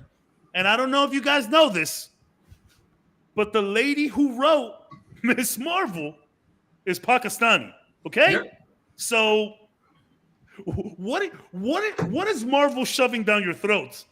I'm sorry, you just don't want to see this type of minority be put up where it's at. That's your problem. Yeah. And it fucking pisses me off. I'm sorry, Cap. You look like you're about to say something. No, I'm not gonna say anything Scientific. profound, but I was just gonna point out that it's a different culture, it's a different viewpoint.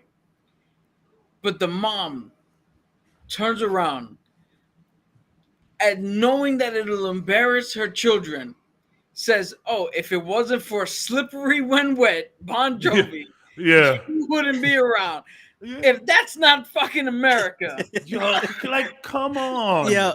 come on, Come that's embarrassing on. your kids, sexual innuendos, Bon fucking Jovi.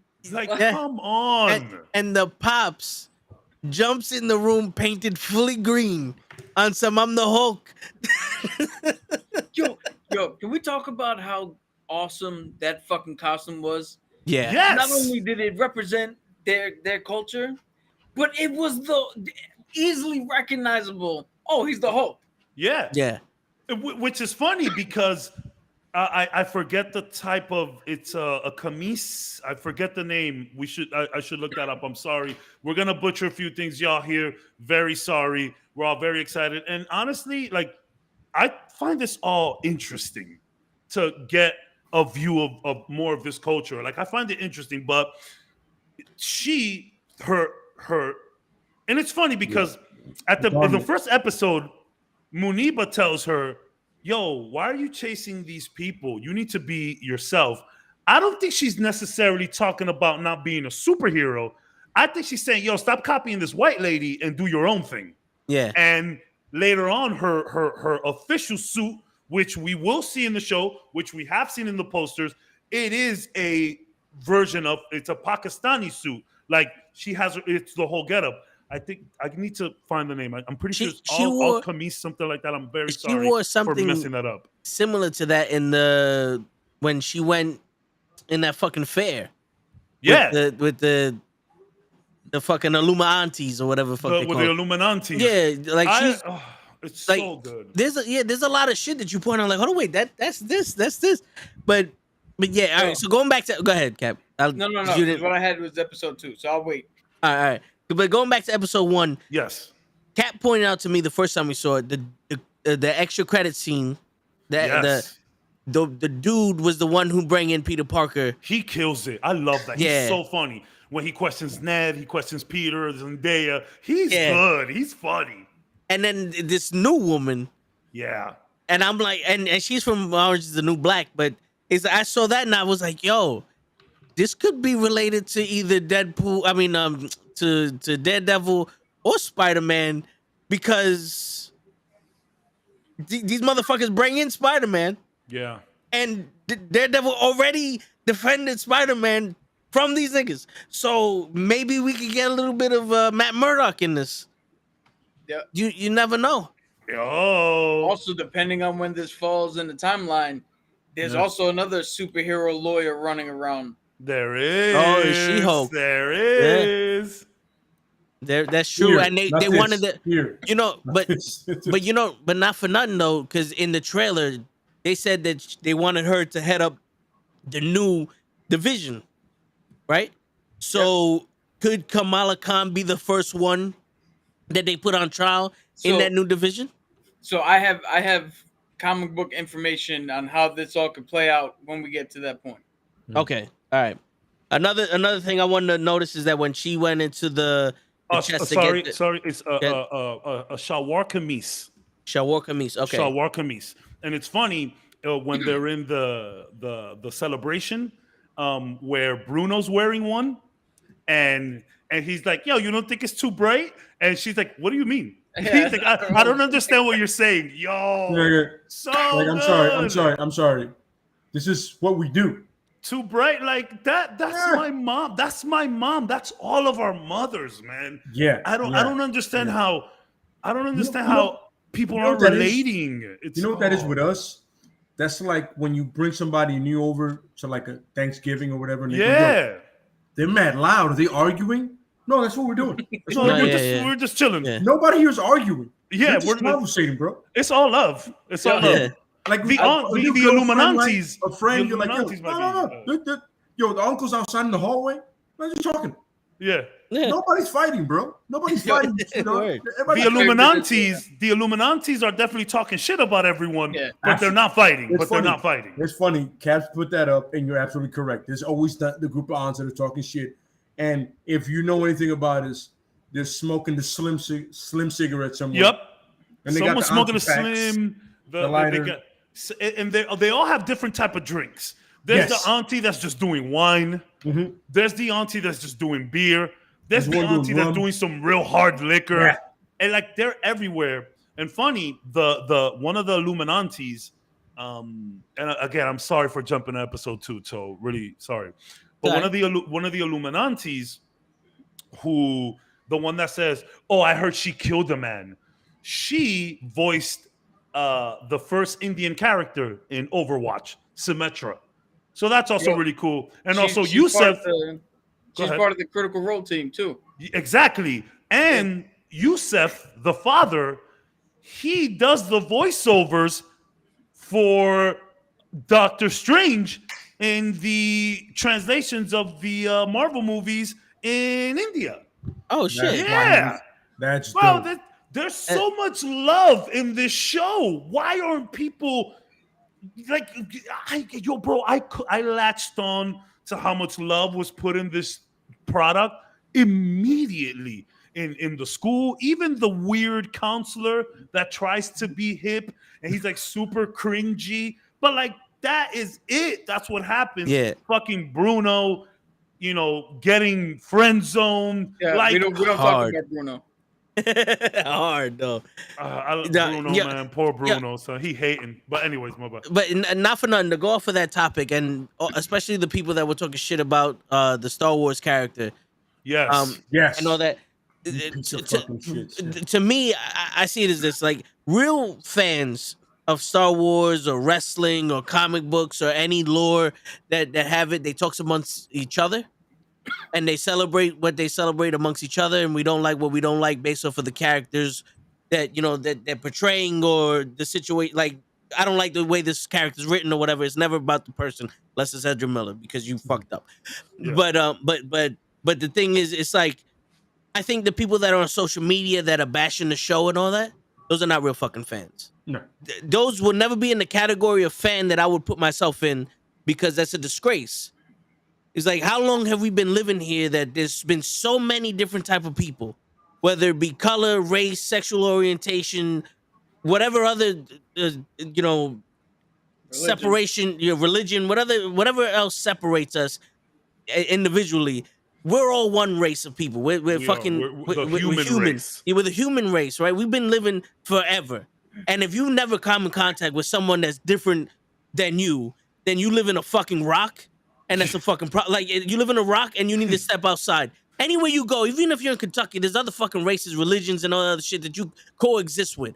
Why are you gonna sit here and take the time out to bash some shit about a fantasy that people put their time into to step away from their harsh realities of the world, just so they could see you talking ignorant shit about a fucking female actress that has nothing to do with anything, Yeah. or a fucking a wrestler, or a fucking comic book character, or a fucking transgender person, or any other fucking religious type shit?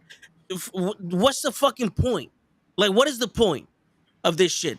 Everyone needs to be represented somehow. And if you don't like the fact that these people are being represented, then you are a fucking racist. Yeah. That's the way the definition is. You think I'm that sorry. you think that your race is more superior than theirs, and you're a fucking racist. And that's what it boils down to. And you'll never be in a category that I fit into as a fan or as a viewer or any other shit like that. You're a piece of shit, and that's where you stay. All of you stay in that piece of shit lane. For real. So, by the way, Show asked, does she wear a hijab? That's how it is a hijab. No. She has put on a hijab in the comics, but her outfit, her hair is out. Yeah, her hair is out. Yeah. So like I was reading, I forgot who posted this on Facebook, but it says review Miss Marvel gets review bombed. And I get it. There's a lot of people who have an opinion. And I saw a lot of people commenting, well, okay, maybe they just don't like the show. And that's fine. But when you start your argument with, oh my God, this is so cringe, enough of the woke politics, bro, just because there's a different race, religion, gender, or queer character, that's not woke politics. Since when is being gay or transgender or a different religion or culture, since when is that political? Okay. I don't remember that. Is it wrong to be a Pakistani teenager? But the funny thing is, no, hold on, real quick, my bad. So on my I have a different Instagram account. I haven't been on there in a little while because, well, I haven't been posting there in a while. I would post like virtual photography and stuff. I'm super busy at work. I haven't posted there since like May or something, but I still check in. There's one girl that I met there. She's a streamer, the Pakistani girl, and she wasn't the biggest Marvel fan, but she is over the moon with Miss Marvel right now because of the representation. Everyone needs it. We all need representation, bro. Like, don't get me wrong. Like, you don't have to be a super fan to appreciate things. And like, she's not, but she loves it, bro. She doesn't stop posting about Miss Marvel. You know, she knows everything that's happening. She's been to mosque. She's been to prayer. You know, she is that. Awesome. She lives in Canada. She lives in Canada. She does come from that Indian family that migrated somewhere else to give their children an opportunity. So she does have that whole where she's like Pakistani, but she's like a Canadian and like, you know, don't really know how to fit in, which is what's going on with her. Correct, which is what's going on with her friend Nakia, because Nakia is white and Pakistani. So, and I'm sorry if we get the terms wrong here. Really sorry about that. We don't mean to disrespect anybody, but that's her whole thing about it. And in the comics, Nakia is super activist. I actually, so when the Marvels game came out a couple years ago, I read a little bit up on Miss Marvel, and she is super activist. She is going through the same thing in the comics, Nakia. She wears her hijab to school. You know, she doesn't know where to fit in, where she, like she says in the show, she's like, I'm either too cultural some places or I'm too white some other places. And even as being full Dominican, right? You have, you know, you go back to DR or you go back to Puerto Rico, or you go back anywhere in the Caribbean or South America, and they're like, "Oh, you too American. You're not enough for something. You're not Spanish enough. Look, oh, you don't look Puerto Rican. Oh, I'm sorry. What am I supposed to look like? A fucking gandule? A gandule? Like, oh, you're not Dominican enough. Oh, what am I supposed to do? Fucking have my guida everywhere? Bro, this show is so relatable. I don't understand the hate. I don't understand. So relatable. It's an idea where you have a culture that they see as something bad. Those stupid idiots, the morons, see something bad, but they see relatability and they don't want to acknowledge it. Yeah. Well, my parents are like that. My parents are super religious, and I got to put up with them. Christian or whatever, Mormon, whatever the fuck they are. Yeah, right. Whatever. You know what I'm saying? And they're like that, but they don't want to relate to it because the color is not theirs. The color is this. The color is us. The color is not them. But they watch the show and go, "Oh, I hate it because they don't look like me." But I can relate to it. Yeah, your mom and Marvel. Why are you forcing this on us? But your mother and father are the same with your Christian religion or whatever religion you do. Like, you're not focused enough on that. But yet your parents forget that they were teenagers at one point and they rebelled against everything. Yep. Yeah. Everybody rebels against something at one point in their life. especially when you're a teenager, when you're old enough to know things, but you don't know everything. Yeah. Where you're old enough to think you know everything. Yeah, you are both knowledgeable and a piece of shit at the same time. Yo. Perfect. Yep. You understand, but you don't. Yeah. You know what I'm saying? And the thing is, on their end, they see it as, oh my God, I can relate, but I've been taught through my life and through ignorant people of my past that I can't accept these people as equals. You got to break those cycles, man. Break those That's generational That's the cycles. problem is there's a kid right now, right? The kid right now is probably 12 years old, and his parents treat. That's not right. Meanwhile, he's like, but you treat me just the way they treat her is the way you treat me. It's the same thing. Same thing. Same deal. Yo, You know what I'm saying? you know what that leads So to? how is this different? How are me and this girl in the show different? What, because of this right here? Yeah. You literally, I try to go to a party and you tell me no because it's blasphemy or whatever the fuck they represent it as in your culture, in your religion. It's blasphemy or whatever.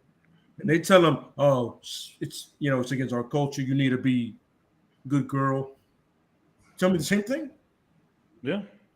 So how am I not supposed to relate to this girl that just looks different? Yeah. It's so weird, man. It's so weird. But in that example, look what that does. You treat the kid that way, the kid's like, oh, that's the same thing I do. Then you tell the kid that's bad. So now what you do is bad. Yep. So now I'm more resentful to you. Absolutely. Now I'm not gonna listen. Now I'm not gonna do shit. Now I'm gonna push away more because you're telling me my experience is bad. Yeah. Because her experience is bad, but it's the same shit. Yeah, absolutely. I don't normally get into topics like this because we all know that I am Spanish.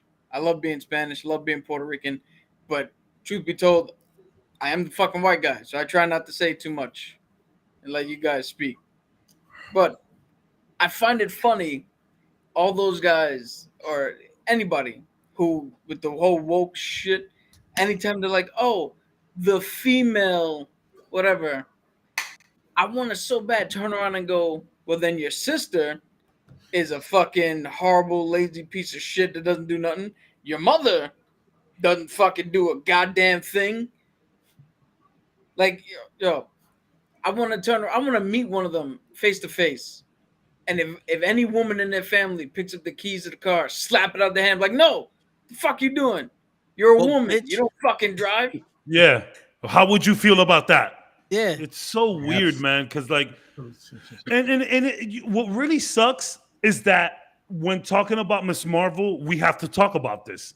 Yeah. Like it's kind of like what's going on with Chris Evans in the Buzz Lightyear movie, that he has a kiss with a male character in the shit, and everybody's like going off, and Chris is like, yo, why do we even need to talk about this? And Chris's brother is gay out there. Yeah. Everybody knows that.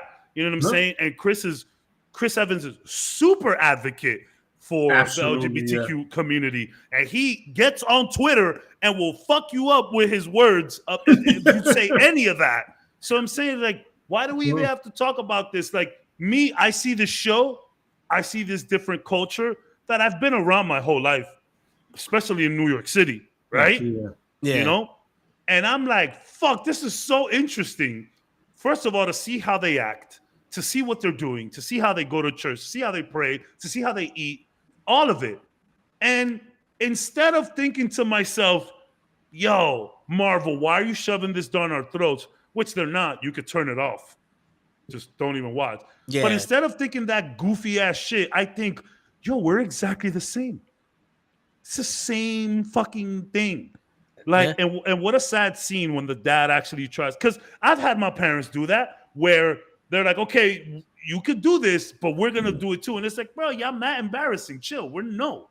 And it's like, I felt so bad for the dad in that scene. My God. It was heartbreaking. Yeah, man, it was. And when but I think it was even more heartwarming when she apologizes to her mom in the second episode. Like, I'm really sorry, Mom. I'm not trying to hate you. I'm a teenager, bro. You guys are dorks. Like, you know what I'm saying? Like, our parents were dorks, bro. You know what I'm saying? Absolutely. And even now, right? I tell this to my son all the time. I'm like, son, you going into junior high. My son is about to hit the 5th grade. So in another year, we're hitting middle school. We're hitting junior high. Yeah. Wow. Woo! Just wow. Okay. Get ready for your Ms. Marvel. Yeah, exactly. Yeah, get some power, save the fucking world, and pay some bills. Anyways, so like I tell my son all the time, I'm like, listen, when me and your mom tell you something, it's always for your best interest. My parents have my best interest at heart too, but they came from a totally different country, a totally different mindset, like everything. It's the gap between my and me in junior high school is totally different from the gap of my son, of me and my son in junior high. Yes, absolutely. So I tell him all the time. I tell him all the time, like, yo, like I remember high school like it was yesterday. Listen to me and your mom, and you'll be just fine. So it's like I get that parents are dorks, but like even me that I tell my son this, it's still not cool enough. You know what I'm saying? Yeah. Like if my brother tells me, yo, I'm gonna hit the mall with my friends. He's 16. He's driving. Like, oh, let me come to the mall too. I got some shit to buy. He's gonna be like, yo, chill, dad. And I gotta understand that. Our parents didn't understand that.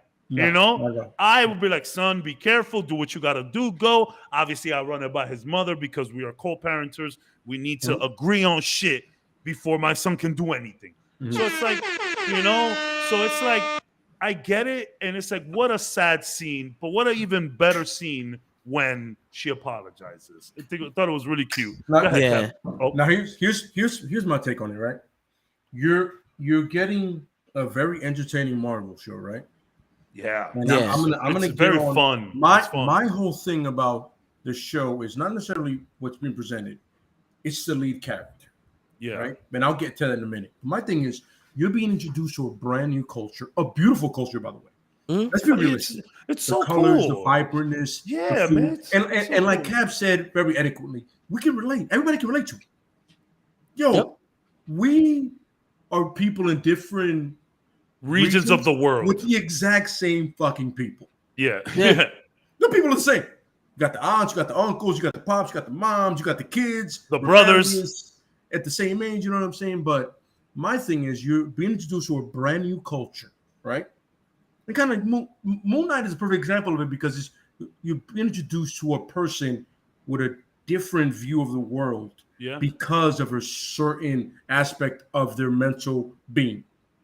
I don't say mental health because I hate saying that because it makes people feel uncomfortable. Yeah. But their mental being is somewhere different. You know what I mean? You're Yeah. seeing different personalities in the same human being, right? Yep. And now they understand each other. At least two do. Yeah. Can't wait for Jake. Yeah. Sorry, I just had to throw that in there. Yeah. Now you've been introduced from that into a different culture, and you're getting introduced to it in such a positive light and beautiful way. Like I would say that about Luke Cage in Harlem. Yeah. They showed Harlem in such a beautiful light. Yeah. Colors were vibrant, and it was a positive neighborhood. You know what I'm saying? Like, you know, there were certain scenes where There was still some crime going yeah, on. and but so, the point is, for the most part, is you have always forward and forward always, right? Yeah. And that was Pops' thing. And me and my lady, we say to each other all the time, like we touch always forward, forward always. And that's a beautiful thing in a beautiful neighborhood, right? Now you're getting the same thing from Miss Marvel. You're getting this culture presented to you through a teenager's eyes and the parents, and like you just get into a beautiful, you know what I mean? Yep. And now my thing is, you're getting it sent to you by one of the most charismatic actors I've ever seen before. She Yeah. is literally putting Tom Holland to shame because she has so much vibrancy, but yet she has that vulnerability too to her. You know what I mean? Yeah. I sit there and I watch her and I'm like, I wish I was that dope. You know what I mean? Yeah. In a show. Yeah. Right, and I'm presenting a brand new culture to the world, right, on one of the biggest platforms on the planet, and I'm doing it. I mean, I'm seeing so much confidence with her. Yeah. She's Yeah. acting like it ain't nothing. You know what I Like mean? this Right? season Like, She's seven. calling, There's a- bro. She's yo, calling there's a- Feige. She's calling Yeah. Feige like, "Yo, why you doing my man Black Bolt like that? Yeah. I saw a video of her where they asked her to name all of the Marvel movies in 1 minute. She got all of them except Guardians 1 and 2 and Miss Marvel. They're like, yo, you actually miss Miss Marvel. And she starts cracking up like, yo, that's really fat. That's she had really me dying funny. because she goes, yo, I'm not going to do the Tom Holland. I'm not giving no spoilers out. Like, you can tell, I would love to see her with RDJ and just see that, like, you know, like, my God. Yeah. Can I run and gun with you? You had a Like little the- bit of the- that the in way Tom the when she was in the I don't know, the guidance counselor's office. Yeah, Where he's like, oh, what are you gonna do? And she's like, do I have to do it in 4 minutes or can I get some time? It's like, do I have to decide my whole life in the next 4 minutes or do I have some time? Yeah, but what I'm saying is, you know, you had a little bit of that, yeah. You have somebody like, you know, like if I'm not gonna care about what I'm being presented with, I can at least appreciate the effort being made by this lead actress. Yeah. At such a young age. Yeah. I mean, you have to understand there's a burden put on you for doing something like that, presenting a culture, leading a show, and then you're gonna lead into the Marvel universe with that. Like you're not only doing this, you're gonna be with the Marvels soon. Yeah. Remember with Larson, Monica Rambeau, which huge fan of. So you're gonna interact with them, but now you have set such a standard on your own that I am beyond impressed with. Like, I hold her on like RDJ level. Like she's she looks fun. She's very charismatic. She's very like, she seems very smart for her age. I actually think I don't write off Brie Larson yet. I think she and the writers have been listening to feedback, and I think we might get not totally different, but I think we're gonna get I think Brie's gonna have a second shot, and her and Iman Vellani, which is Miss Marvel, they've been talking a lot, so they're building that camaraderie already. So I think let's not write off Brie Larson just yet. What I'm saying is, I'm hoping Monica Rambeau has become the villain in all of that, because she has a beef with Miss Marvel, and it's legit. Yeah, I see what you're saying. You know what I'm saying? I just don't want her to become the angry woman in it. You know what I mean? Yeah. No, dude. And for Kamala to be the peacemaker. Like they're beefing the whole time, and Kamala's like, hey, I'm like, I don't want that. Yeah, I want to be on something like Kamala's like, yo, she's not wrong. On something like, I understand where she's coming from. You know what I mean? I get it.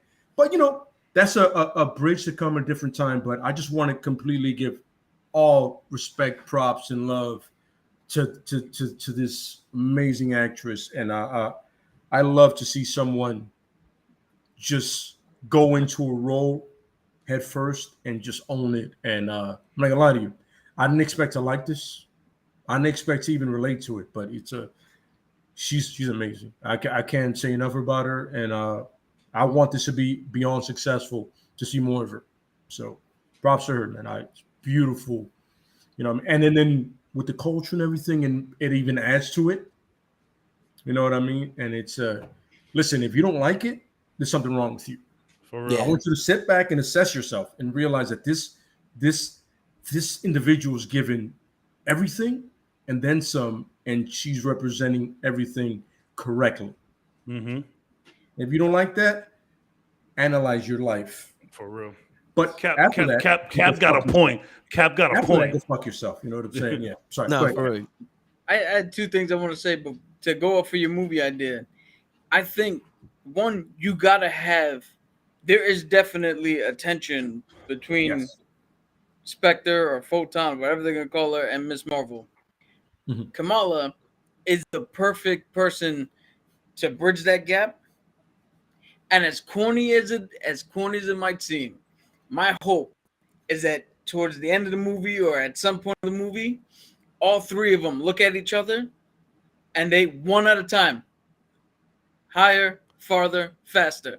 Yeah. And that's it. Fucking like, we got this type shit. Yeah. I'm actually I think after Miss Marvel, I'm more excited for. I'm the looking Marvel. forward. What do you think about that? Like Cap, like from seeing these 2 episodes so far, did that make you a little bit more excited, or do you still need to see a little bit more? So I'm a little bit of a weird guy in here Because I know you I'm worried backed. about the I know you backed her up. I know you backed up Brie Larson before. You're like, okay, let's chill out. You know. Because so here's the thing, Brie. I think the writing of the first movie kind of like failed her. But to me, from what I've read of Captain Marvel, and what I know her propensity to be a little standoffish and to be a little bit like, I wish like we on the same side of the line, but you a little closer to the line. I wish you were on this over here. Brie has done a great job.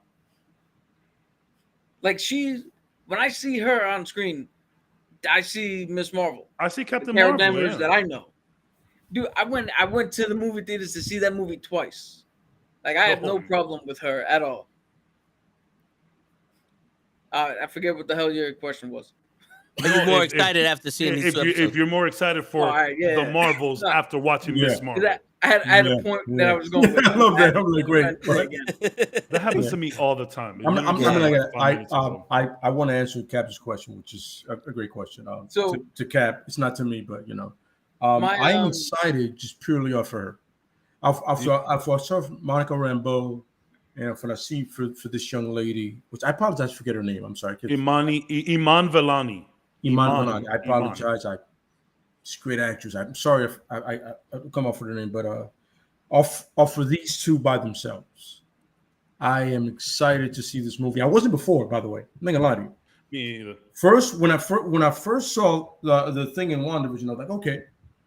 Then I saw this young lady, and I'm like, I want to see her in more stuff, and I want to see her interact with Star-Lord. I want to see her interact with Thor. But one person I want to see interact with the most, I'm not gonna lie to you, 2 people, is Bucky and Sam. Yeah. But you know what's funny? I was like, and this is one of the moments where I do the comic book thing that I do. Like I'll write a comic book in my head, right? And a comic book is almost like a screenplay, you can think, right? Yeah. And I can just see them interacting. Where Sam and Bucky are talking to each other. And then she's just there, standing she's just there. And they both go, do you want to say something? Yeah. And she just goes, she's just starstruck. I just realized you're Captain America. You're Winter Soldier, right? He goes, well, I don't go by that name anymore. What name we go by? I don't know. You should figure that out. Yeah. And I want to know, you guys argue all the time, but you work great together. So what is this? Like a teenager would. What is this? Is it bromance? Is this more? I want to figure out what this is. And they're like, you're a kid. You don't need to figure out what it is. But I feel like we're a team. We should all know. Yeah. You guys have a couple name? We should all kind of, we need to know. You're the leader, aren't you? You're Captain America, right? Yeah. Should we know what you guys are? That moment right there, I feel like I don't think you're that off. I think like there's gonna be like her interacting with teams. Yeah, I think it's gonna be very funny. Like she's a tension breaker. Yes. Now that you put it, I want to see her interact with I don't remember her name in the movie, but Aquafina's character. Oh yeah. Because Fish out of water. She mentions Shang-Chi too in the show. She says his name. It's funny how they're both gonna be on the outside looking in, and one of them is a superhero. Yeah. And they're both be like, yo, how crazy is this shit? Look who's in front of us. And then Aquafina's, you're in that. Yo, that's funny. Yeah. That's very funny. So, yo, and it's like I can see that line where she's like, yo, aren't you one of them? And then Kamala looks at her and be like, yeah, but you shot a dragon. Like, yeah, sort of. Yeah, didn't you kill a dragon? Yeah, and that's the thing with an arrow. That's the thing about it. It's like I don't understand how this isn't relatable. This is a teenage kid who idolizes superheroes, Avengers mainly, and gets her shot at being one. I don't know if you never had that thought, but hey, maybe you get struck by lightning and get electric Superpowers, powers. You know what I mean? Like you wanted that radioactive bite. You didn't want to die of poisoning. You wanted a swing web. Like this is a kid who idolizes heroes and gets her shot. What about that is not relatable? Is it the culture? Because let me tell you, your parents go to church, most likely. Your parents might be Christians, your parents might be Catholic. Yes, they don't kneel to pray. I mean, they don't bow down to pray like that, but they get on their knees and, you know what I'm saying? Absolutely correct. What is not relatable about this show? I don't. They eat like get it. animals like we do. Yes, this is- Massive plates, smorgasbord of fucking food. It's everyone. So this is what I was gonna bring up before. It's the denial of facts, truth, and reality. Because everybody has my version of the truth, which is not a truth. You're an unreliable narrator if you're gonna tell your side of the story. But we have South America, Africa, and Asia. In Asia, 3 separate places, all built pyramids the exact same way. That means 2 things. 1, there's only one fucking correct way to build a pyramid. Yeah. And 2, This is true. we inherently have a sameness and a shared fucking experience connection. that in 3 different parts of the world, 3 separate groups of people can turn around and figure out the exact same thing. Like, we all love food. We all have that group of people who love to gossip. Everybody. We eating all like have animals, we all you have know? a community. We all have the people we know to stay away from. The exact same experience happens everywhere because life happens for everyone. Yes, that's well said, man. I don't know the whole thing that Neil deGrasse Tyson said, but he said that there had to have been one point where the world was connected to each other because you travel the world and we're all one species. If we were separated from each other, each nationality basically, or each race of people would be its own species. Yeah. We couldn't be one species if we weren't all interconnected anyway. Or had some kind of sameness or likeness to ourselves. And yeah, like you said, like we all eat, we all make massive amounts of food, we all eat like pigs in the table, you know what I'm saying? And then we go sit with the fam, watch a movie. Like Cap said, we all got the aunts that talk shit, the Illuminantes. And that's what I want to talk about. Yeah. I think the go ahead before I'll go right after you.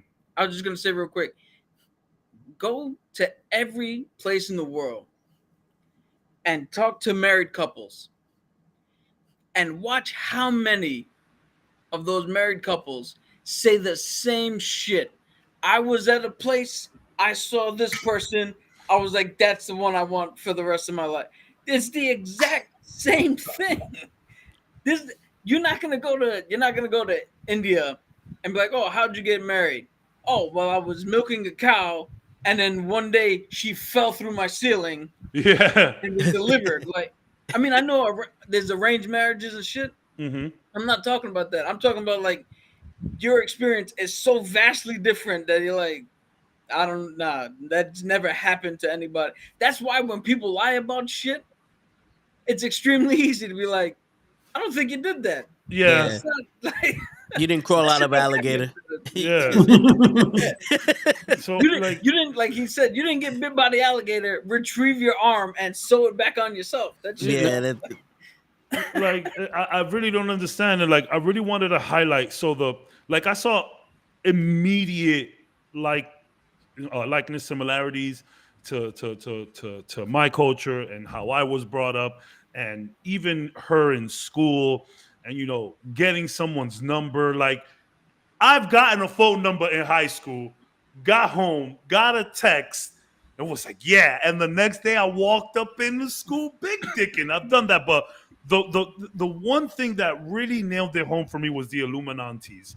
First of all, I don't think I've ever heard a group of aunts being called the Illuminantes and it makes a lot more sense after just watching Doctor Strange. I think it was beautiful fucking writing.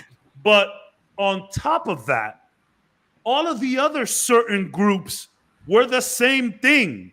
The dads, right? Yeah. The goth kids, you know, the bros. the bros.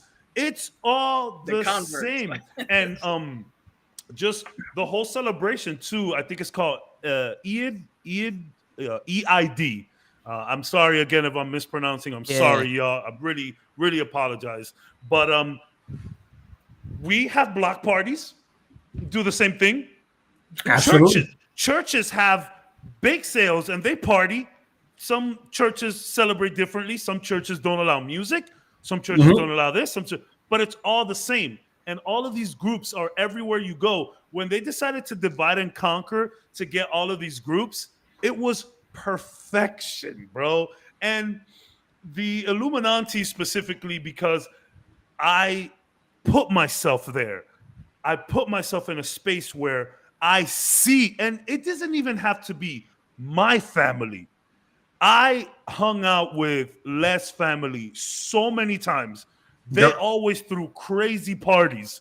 They could start off at 12 p.m. and end at 12 p.m. the next day. You know what I'm saying? I've seen it happen. It could be an exaggeration, but you know what I mean. And all the tias is always together. There was a Sweet 16 that I went to. I got really drunk, and I threw up all over the place. Les saved me. Well, I mean, he didn't get to save the floor, but all the aunts were there. All the cool kids were over there. Yes. All of the dads were over there, either talking about baseball or politics. Absolutely. It's frustrating, and I keep saying the same thing over. But so when we were talking about this, I said how much I like high school stuff, and I felt like this would be fun, right? And I think I got that in spades. Again, like Superbad, 10 Things I Hate About You, She's All That, Can't Hardly Wait. I love all of that shit. And this is that, but in the Marvel universe. But I think it's sprinkled on a little more. And I want to talk about Nakia and how Nakia. So like I told you, in the comic books, she's super radical. This has been, next to Hawkeye, this is the most parallels I've seen in any of the shows. I mean, I think they're doing that a lot more now. You know, you have literally images straight off the comics nowadays. That's happening in Thor. When you see that big god in the back, we saw it in Moon Knight, Hawkeye. But this one is so crazy close. And Nakia, I love the part where Iman or Miss Marvel, Kamala, where she's like, you're gonna be the change that we need. And it's like, it's all from the comics. And Nakia came off as very kind of super cool and whatever. I'm edgy. I'm not, because at first she didn't even tell Nakia about her powers. Nope. We're gonna go into the powers soon. She didn't even tell Nakia about it. But then first episode was getting to know Bruno. And he figured out that she's an Inhuman. I got that. The powers were inside of her. It wasn't the bangle. It just activated it. He said it unlocked her powers. Yeah, my man had the tablet out, which, quite frankly, I wanted to see more of that. Yeah. But and the party scene where they hand her the alcohol, straight out of the comics. But second episode, we got more Nakia. And I thought it was a really heartfelt moment in the bathroom where Nakia's like, yo, I wear, a lot of people. And what I'm trying to say is that it's exactly the state of the world and how people are viewing the show is Nakia, where it's like, I don't give a fuck what people say. Yes, I'm half white, I'm half Indian, but I'm going to wear my hijab. And I don't give a fuck what anybody says about it. I think that's the strength of this show, where it's like Marvel had to have known that they're treading, dangerous waters with this one. They had to have known. Again, I don't know why we're here, but as fucking human beings, unfortunately, we're here. And the fact, like Toe was saying earlier, and this all, it all links where he's like, yo, the first episode's like, all right, let's see how you like this. The second episode, we walk in big dicking. Like, and I think Nakia leads that, with her trying to make change at the mosque, with her trying to be a more radical, with her telling herself like, fuck this. And when Kamala looks at her and she's like, I love you so much, because she is a regular girl and she's using her human-like powers to make change, and that brings something into Kamala as well. And she's like, man, like I'm the hero here, and you're hyping me up. Oh, what a great scene in the bathroom they had. What a great scene. I really love that. Just learning about Nakia, seeing how important she really is to Kamala. Kamala hyping her up, her hyping Kamala up, and them both getting out of that bathroom just overall better characters, right? Yeah, I feel like there was a very quick and short evolution. Yeah, right there in that man, that scene was so good. Oh my god! And also, I would like to just say for right now, because we don't know how this season's gonna go. Yeah, I would also like to steal. For right now, because we don't know how the series is gonna end. But for right now, we have people who care about Kamala, about Miss Marvel, her parents, and they're not evil. Yeah. You know what I'm saying? Like, for right now, like, because the mom did some shady shit. It's like, all right, you're with the swordsman in Hawkeye. You know what I'm saying? Like, there's a lot of bad parents, except for Aunt May. Yeah, there's a lot of bad parents. But now we got some good parents that legitimately give a shit about their kid. You know, like you know, there's not gonna. I don't think there's gonna be much of acceptance in the beginning. It's gonna, you know, it's still my baby. You know, like you get that there. So it's just it's good to see that, because it's almost like a Family Matters, Fresh Prince vibe when it comes to the you know what I'm saying, when it comes to the family aspect. It's funny. I was thinking Family Matters first. That's a very Toe, nail on the head, bro. I was thinking Family Matters, like, you know, just that. It's funny. You know who doesn't get enough credit? Her brother doesn't get enough credit, man. I think her brother, hilarious. Her brother is like, oh, something like, yo, listen, hey, I get where you're at. I was there. And he helps her. He helps her with AvengerCon, man. Oh my god! The brother gets it. The brother goes, "Yo, I was there once, man. I was there once." You know, props Amir. That's a great character that probably won't, like, when the show ends, he won't get the props, but I'm gonna give him some now.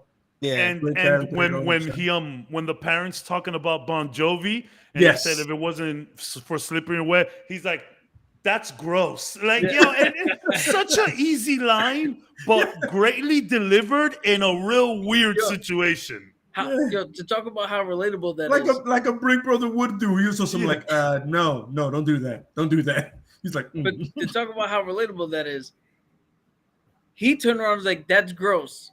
But his wife or fiance looked at it like, oh, that's the kind of love that I want. Yeah. Like, how relatable is that for any coach, the guy to be like, get out of here. But the girl, I don't want to see my parents fucking.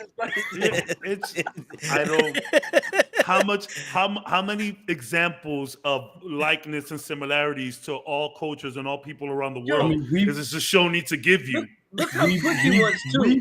Listen, between four individuals here, right? We have nailed aunts, uncles, religion, and like we don't have our religion is nowhere near the same. Yeah, but the basis of it is the same. Right? Yeah, but the thing we did nail the same was our family gatherings. Yeah, where family becomes a family, where we're all in that moment of, you know, we're having fun with each other. Where the aunts are doing the aunts, the uncles are doing the uncles, the kids are doing their thing. You know what I mean? And you're telling me at no point you can't relate to the show? Even Bruno walking in with the camise, like he's respecting the culture. Yeah, right. He's like, and how accepting they are of him. And his girlfriend, Amir's girlfriend's black, and she's embracing the culture too. And like, yo, you know, a lot of immigrant parents who, depending on where you're from, they'll kind of not want you to marry outside the race or date outside the race, depending, because when you Dominican, they encourage you to date out of the race. But that's a whole nother conversation. But For another time. but like a lot show. of immigrant parents in India, in Asia, I've heard about this. Like, bro, how many Indian friends didn't we have in high school? Like, you know what I'm saying? So, like, you hear about this kind of stuff. So, like, how accepting they are of her, and she's all up in the culture. And Bruno comes with this little camise and she's like, "Oh, you look so good." And he's like, "You think so?" And like, even Kamala's looking at it, and he's like, "Yeah, you look good, man. I think it's fun. Like, I get it's not goosebumps, it's good feels. I get good vibes from the show. Now, granted, I think we're 2 episodes in. Let's see how it goes. Yep. Usually shit hits the fan in episode 4. So episode 5. So let's see how that I goes. love the fact that you say episode 3. You said episode 4, shit goes left. Yes, Before, episode 4 and all of these shows have been crazy. Yeah. So let's see where that goes. I want to talk. I'll let you go. I know you guys got some stuff. Yeah. Well, real quick, Kat was trying to say something real quick. What was you saying? Yeah. No, I was gonna say with in terms of the brother, going off the whole relatability. Yeah, we don't dress alike. We don't look alike. We don't share the same religion. He's getting married. I'm out of the dating pool. But how quick he was when he was calling what's his name on his bullshit, like, "Oh no, wait, I think I remember you." Yeah. The cousin. Rom.com. That's what we called you, right? Yeah. Like, that's some shit. I'm like, yo, how can you not love a dude who's that quick? Rom.com. So good. He was like, "Yo, you sound British." You sound British though. And then he puts the Pakistani accent, and he's like, "Oh, okay." And like, oh my god. But did anyone catch that the girlfriend knew for a fact that wasn't there? Because she was no, that's a man. We're getting here. But she, more relatability where the brother's being a complete idiot about it, but the girlfriend is like, "Hey, let's let these two I'm telling you right now. Listen, quote me. Underrated character. Yeah. Boom, happened. Yeah, brother. You're right. Like, I remember watching that episode, right? Watching the episode, and I'm like, nobody's gonna appreciate this guy. Yeah. You're not gonna appreciate this guy. Yeah. I'm glad. But I think episode 5, they're gonna go. They might write something from. They're gonna go. All right, that's the guy.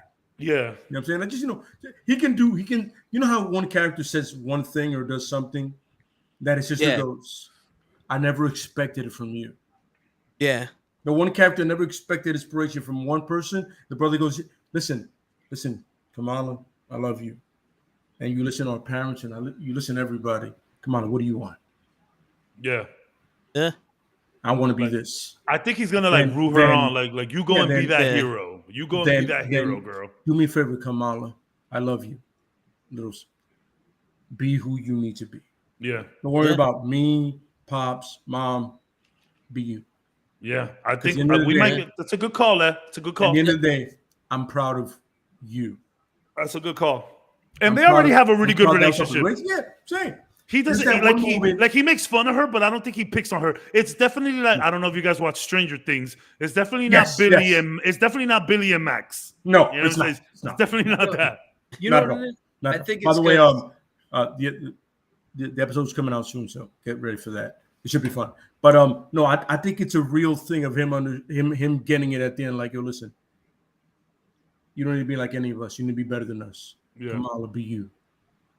And I think it's. I'm proud of you. I love you. It's a result of the family, not only being well written, but being well balanced. Because you have in the beginning, the mom's always going to be overprotective. Yes, absolutely. Yeah. But that whole scene was like, "What? You don't trust me?" She's like, "No, I don't." So I was like, "Nah, she's joking." Like, we trust you. We just don't trust anyone else. Now, here's a fun fact: in the comics, it's the other way. The pops is overprotective, and the moms is like a little more leeway. But you know why I like the switch? Because in a lot of the households, it's Captain will tell you, the moms is like she's the boss, right? But in the pops is like, yo, listen, go ahead, do you? I got you. Don't worry about it. You know what I'm saying? Trust me. Trust Caps. You know what I'm saying? Trust all of us. Like, yo, the pops are like, go ahead, man. Where is he? He'll be back soon. You know what I'm saying? What's funny? I like the switch. You know what I mean? Yeah. Of that, like when I first saw it, I was like, okay, I see where they're going with this. You know what I'm saying?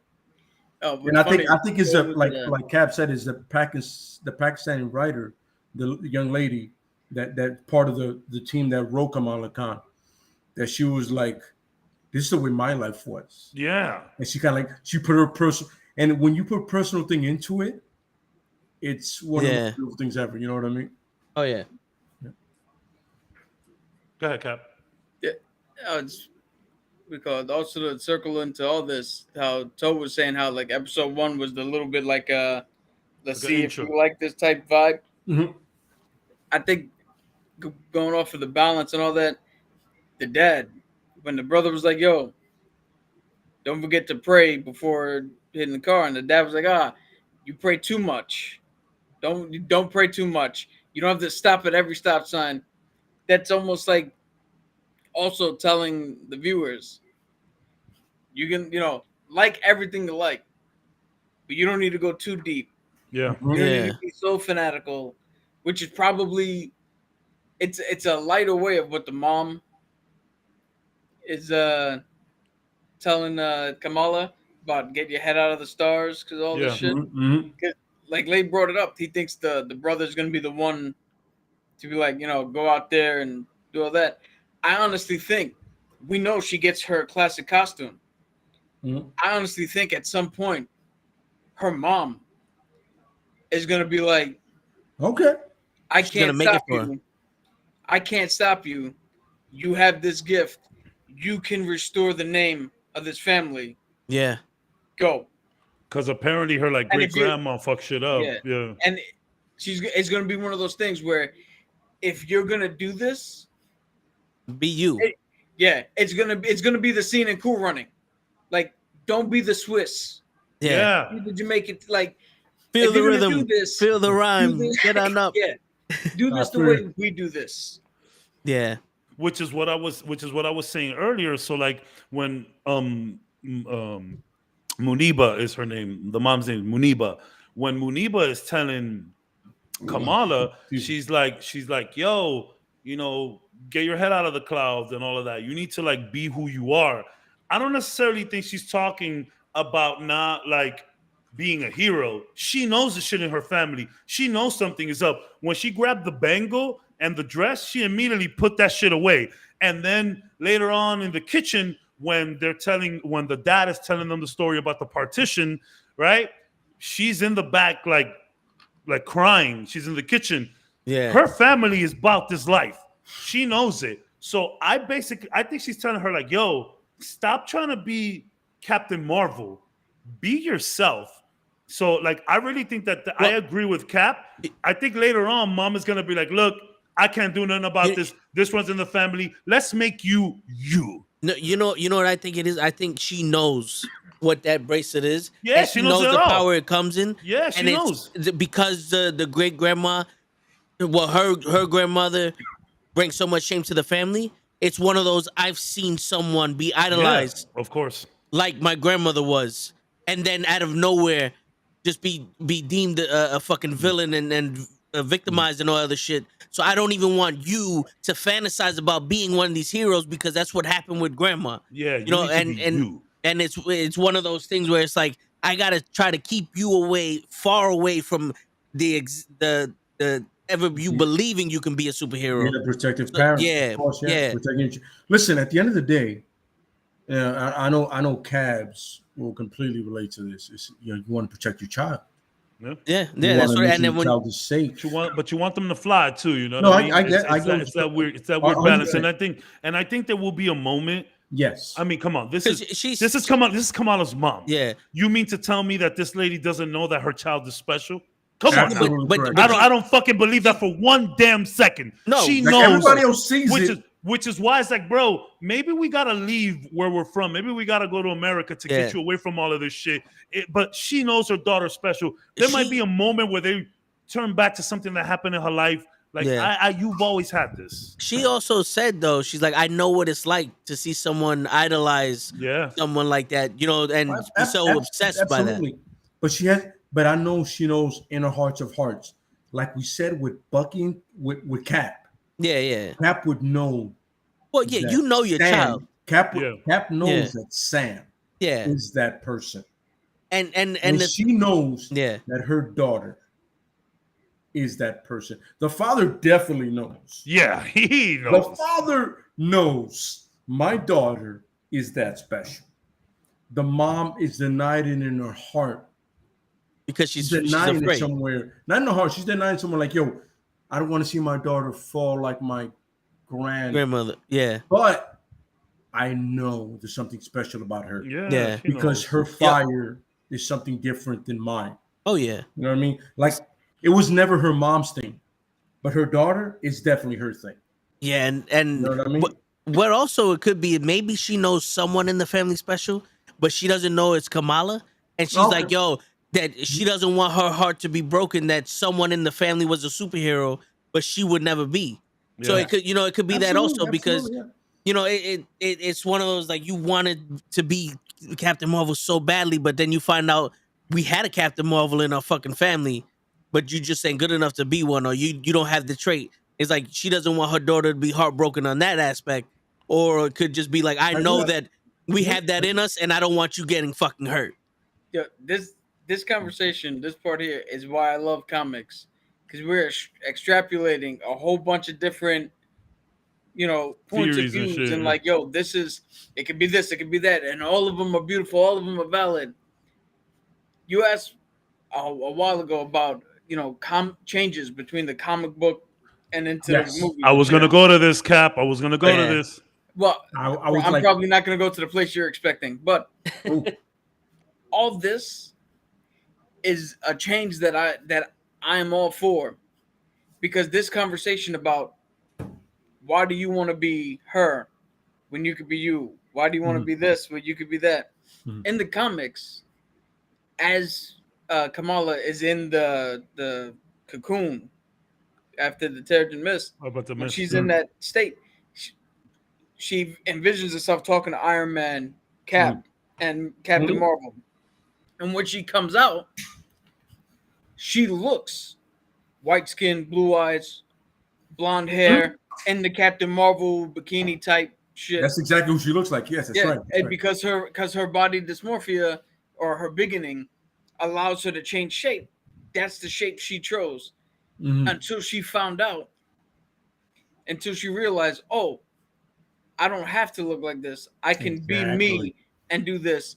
And for that conversation to happen in the show without having to take the character and make her a white girl that turns back into this, to just metaphorically be like, you don't need to look like that. No. That's a perfect change while still keeping the lesson, the essence that was learned. Yeah. Not only that, not only to be accepted, but to be appreciated and know who you are. Yeah, and real quick, in episode 1, when they're sitting on the roof and Kamala's talking to Bruno, and she goes, maybe the brown girl from New Jersey is not meant to save the world. He goes, and Bruno goes, yeah, if you want to save the world, then you're gonna save the world. Yeah. That's kind of like them writing the hero and people accepting it and going, no, it doesn't matter if you accept it or not. This is the one that we chose to save the world. You are gonna be that, and person. It's Bruno saying it. It's not. Yeah. And not once have we mentioned Bruno's race in this conversation. I noticed that. We mentioned everyone else's race, but we have not mentioned Bruno's race, and I'm not gonna mention it now. If you don't know who he is, because Bruno is literally just one of the best supporting characters I've ever seen. Yeah, he loves her. He loves Bruno her. loves her. He definitely likes her. Bruno wants the best for Kamala. Yeah. Period. And if you read the comics and you see this, the translation is perfect to it. You know what man. I mean? They're really like he was like what? I'm just gonna do you, girl. Even the bodega that he works in, the Circle Q. Yeah, absolutely, yeah, which is a take on Circle K. Yeah, those stores, but he works in a little bodega. It's super cool. And speaking of supporting characters and stuff like that, I do want to talk about the grandma that comes out at the end. Wait, which before we is- talk about that, Okay. let's talk about this new guy that jumped off the roof. Okay, so that's I was gonna yeah, talk. I was gonna get yeah, into both of them because it's yeah. really weird because he's like flirting with her, but apparently they're related. We need But to see what's going on. Did you? I know you said you saw the second episode 3 times, right? Yeah, Did you catch when he jumped off the roof into the pool? He did belly flop. yeah. And And he said he everyone was like, didn't feel "Ooh." it. He Yeah. said he didn't feel it because So- he's an inhuman as well. That's what. So I don't know the comics like, but in my head I was like, when I saw it, I was like, my man. First off, he dropped. He acted like that was supposed to happen, Yeah, and then dried off real quickly. Now maybe the dried off part was just a Movie- foresight, yeah. movie magic. But him not feeling that belly flop, I was like, no, this guy doesn't feel pain, or he's in the comics he's an inhuman. He's like Pure- this like pure light. yeah, it's like blue. He's actually looks really cool. I don't know much about him, I'll be honest, but Yeah. I did want to talk about these people. Go ahead, Kat. His two things. One, the whole drying off thing, yes, could be his power just because he's pure energy. Yeah. That's what he is. He could heat up. Yeah, but two, I don't know if you noticed, but when he came out of the thing, Kamala's vision had steam coming off as Yeah. she was flashing the hearts and the tens. Yeah. So her perspective also Oh, it's so good. dried him off, which is cool because we're literally looking at the world through her lens. Yeah, man. To Which a is teenager. It's hot. yeah. Yeah, And by the way, speaking of that, seeing the world through her, I love that she mentions other superheroes.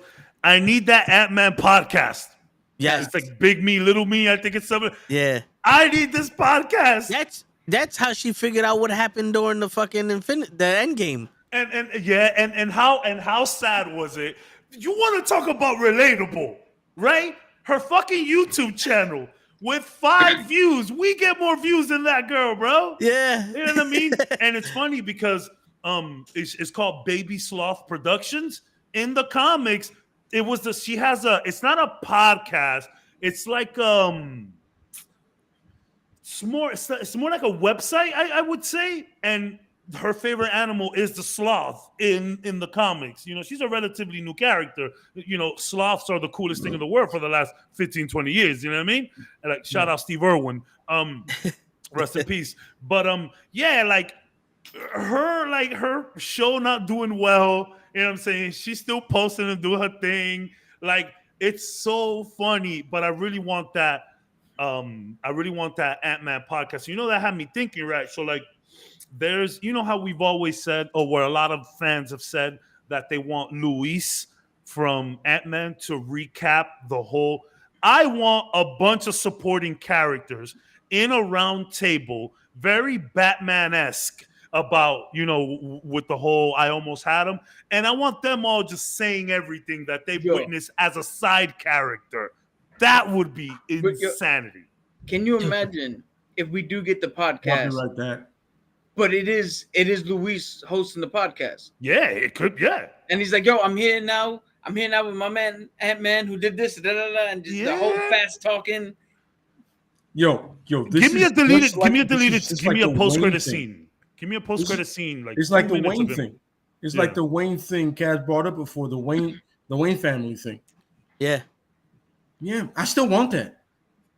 Yeah. I wrote down 2 episodes, but I'm not gonna. I hit you guys later with that. I wrote down 2 episodes of just Red Hood and Nightwing being so meta about it. Like, yo, how are we both in tank tops in Wayne Manor? What's going on? Yeah. That's it. Yo, they're like literally like they're both holding snacks and they walk into each other on some. What's that? Sandwich. Got some cake. Bro.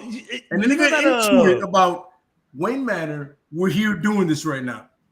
You see that cartoon? You see when Joker makes Clark kill Lois and he goes nuts?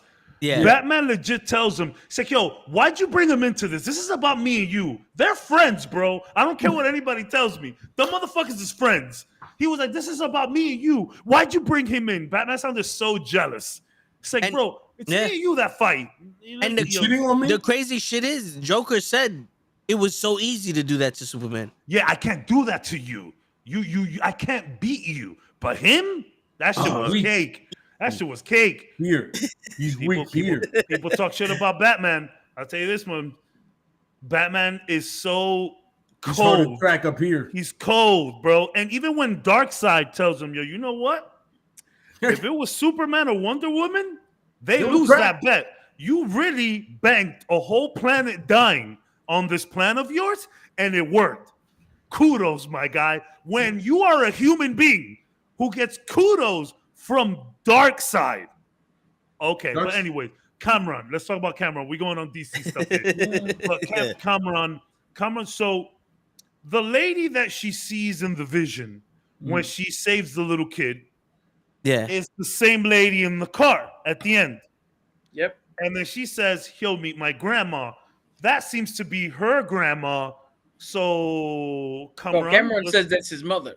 His mother, yeah. So it's her. So obviously, maybe it's not real mom. It could be just be like a work thing, like a hero thing. But it still was kind of weird that he's like flirting with her. But so here's the thing: we could have like a Vandal Savage where she's just lived long enough, so long that Or maybe if he's pure energy and she's in that she had that power, maybe she created him. Oh, so there's some superhero stuff going on. I don't really think they're related. Marvel's not that crazy because it's like he flirts with her to like. Time out. You could go on Disney. You can go on Disney Plus right now and watch Luke Skywalker make out with his sister. Like, let's not put it like. Yeah, but that's in a galaxy far, far away. Yeah, called the 1980s. You know what I mean? Like, you feel me? But no, still, I think it's very interesting. I want to see what's up with her. She looks very interested to meet Kamala. She's like, I've been waiting for you for a long time. Yeah. So maybe she sent the bangle over in place of her Nani. You know what I'm saying? So you think this next episode is going to be the flashback? It might be. We might see like maybe the partition or parts of that. You know? Yeah. Like we're going to see some more of that lady, which I'm very interested in. Yo. I mean, she knew exactly where Kamala was. She was there to help. So I don't know. Wait, did she know where Kamala was, or was this an awakening in the Force type situation? Or that, yeah, that she triggered and she's like, up, aha. Yeah, of course, yeah. That could very well be it too. And by the way, shout out to Kamala's superhero landing. It was rough. It was rough. But I liked it. Yo, did you guys pick up on the fact that I love that re-listen to it also. I'm like, I don't do this yet. Inside what? What do you mean? What were you saying, Cap? My bad. No, did you guys pick up on the fact that inside the diner, when they were talking about how their moms love the Bollywood star, they talk about Kango. Yeah. And he's like, and remember, Kingo's been around. There's like 6 different versions of him because he's been around so long. So like, it's all different. You know, it's all like his grandfather, like it's just and then for everybody. Bruno's like, I like Bollywood movies. For everybody that doesn't know, Kango is the Eternal. Oh, so you guys know that the bands came from the Eternals, right? That's a thing. Yeah. I didn't know they came from the Eternals. It looks very Eternal-ish. No, well, I'm hoping that it's Kree. So people said that too. I so hope it's like Adam Warlock status. Oh, but we get into totally different territory now. Now I hope it's like Warlock. Because he had those bands. Like if you exactly. The quantum bands. Yeah, exactly. Yeah. But I'm actually hoping that it's Kree technology to tie in the whole Inhuman shit. The Krees made the Inhumans. And somebody studied that and turned it into a mist or some shit, or is that Black just Bolt? No. So this would happen.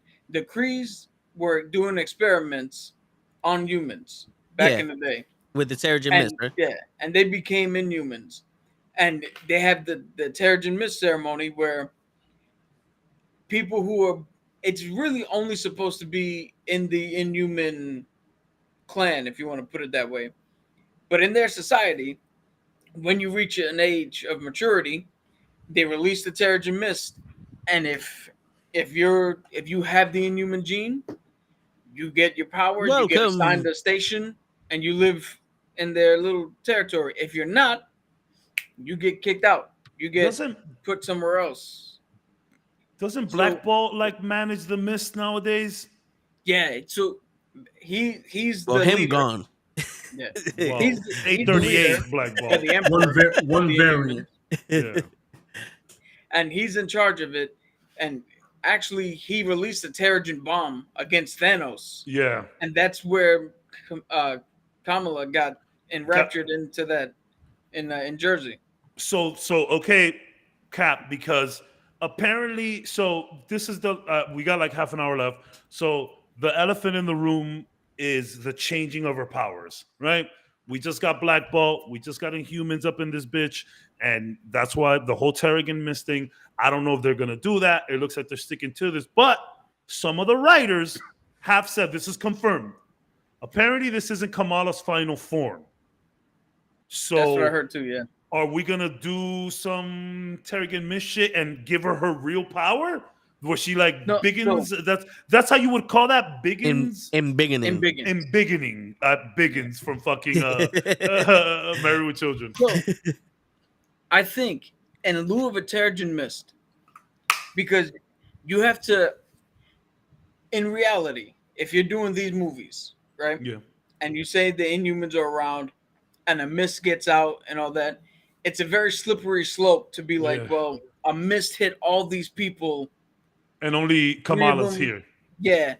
So I think in lieu of that, what I hope is going to happen is that this shows that there's Kree technology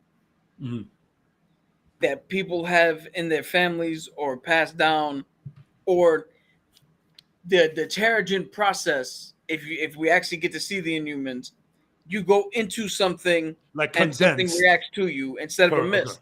Okay, So cool. the band is what I'm hoping. The band is of Kree tech, and it unlocked the Inhuman gene that's already in Kamala. And I've heard New Rockstar say that he thinks the hard light functions are the shell, and it's not it's a finite source that she gets to play with, because she does grow her hand. Yeah. And if I'm not mistaken, you could see her hand stretch When she within the light itself. saves the girl. Yeah. When she saves the girl. Yeah. She So also I'm makes her hoping- fist bigger. Yeah. Yeah. So I'm hoping that at the very least, keep the hard light. And I'll tell you why I'm cool with it.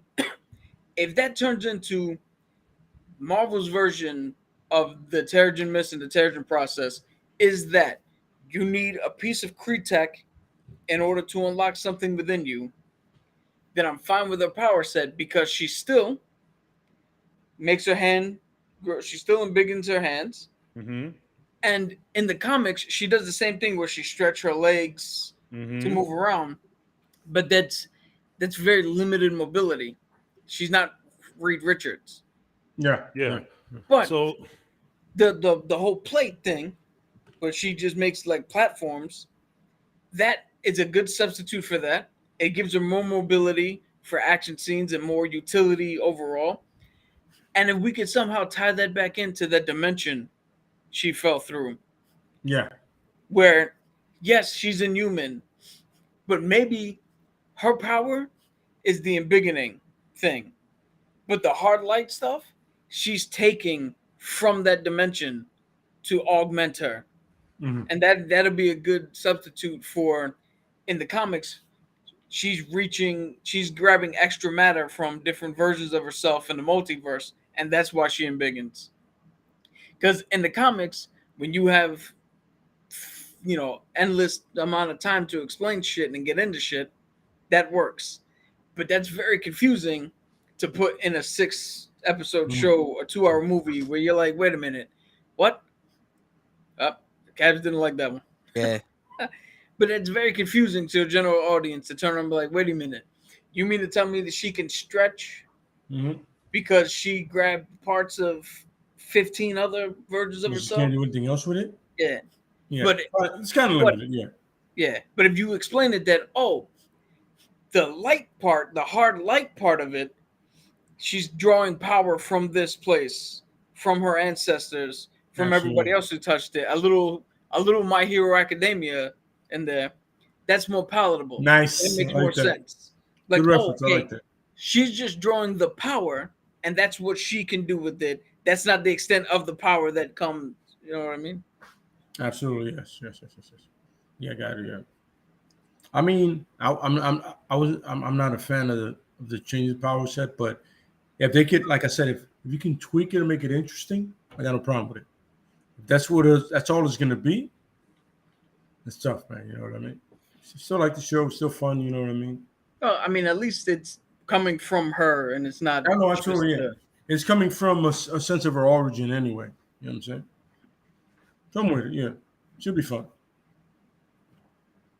So are we the woman that's in back of that truck, are we saying that that's her mother's sister or her mother's grandmother? I think that's implied that that's her great grandmother. Because all we know is that that's this boy's mother. Yeah, but if she can connect through, the, it's not even. I don't even think it's through the bangle. It's through that little dimension. That thing. Yeah. Dimension. It's got to be the fact that that's her great grandmother. Yeah.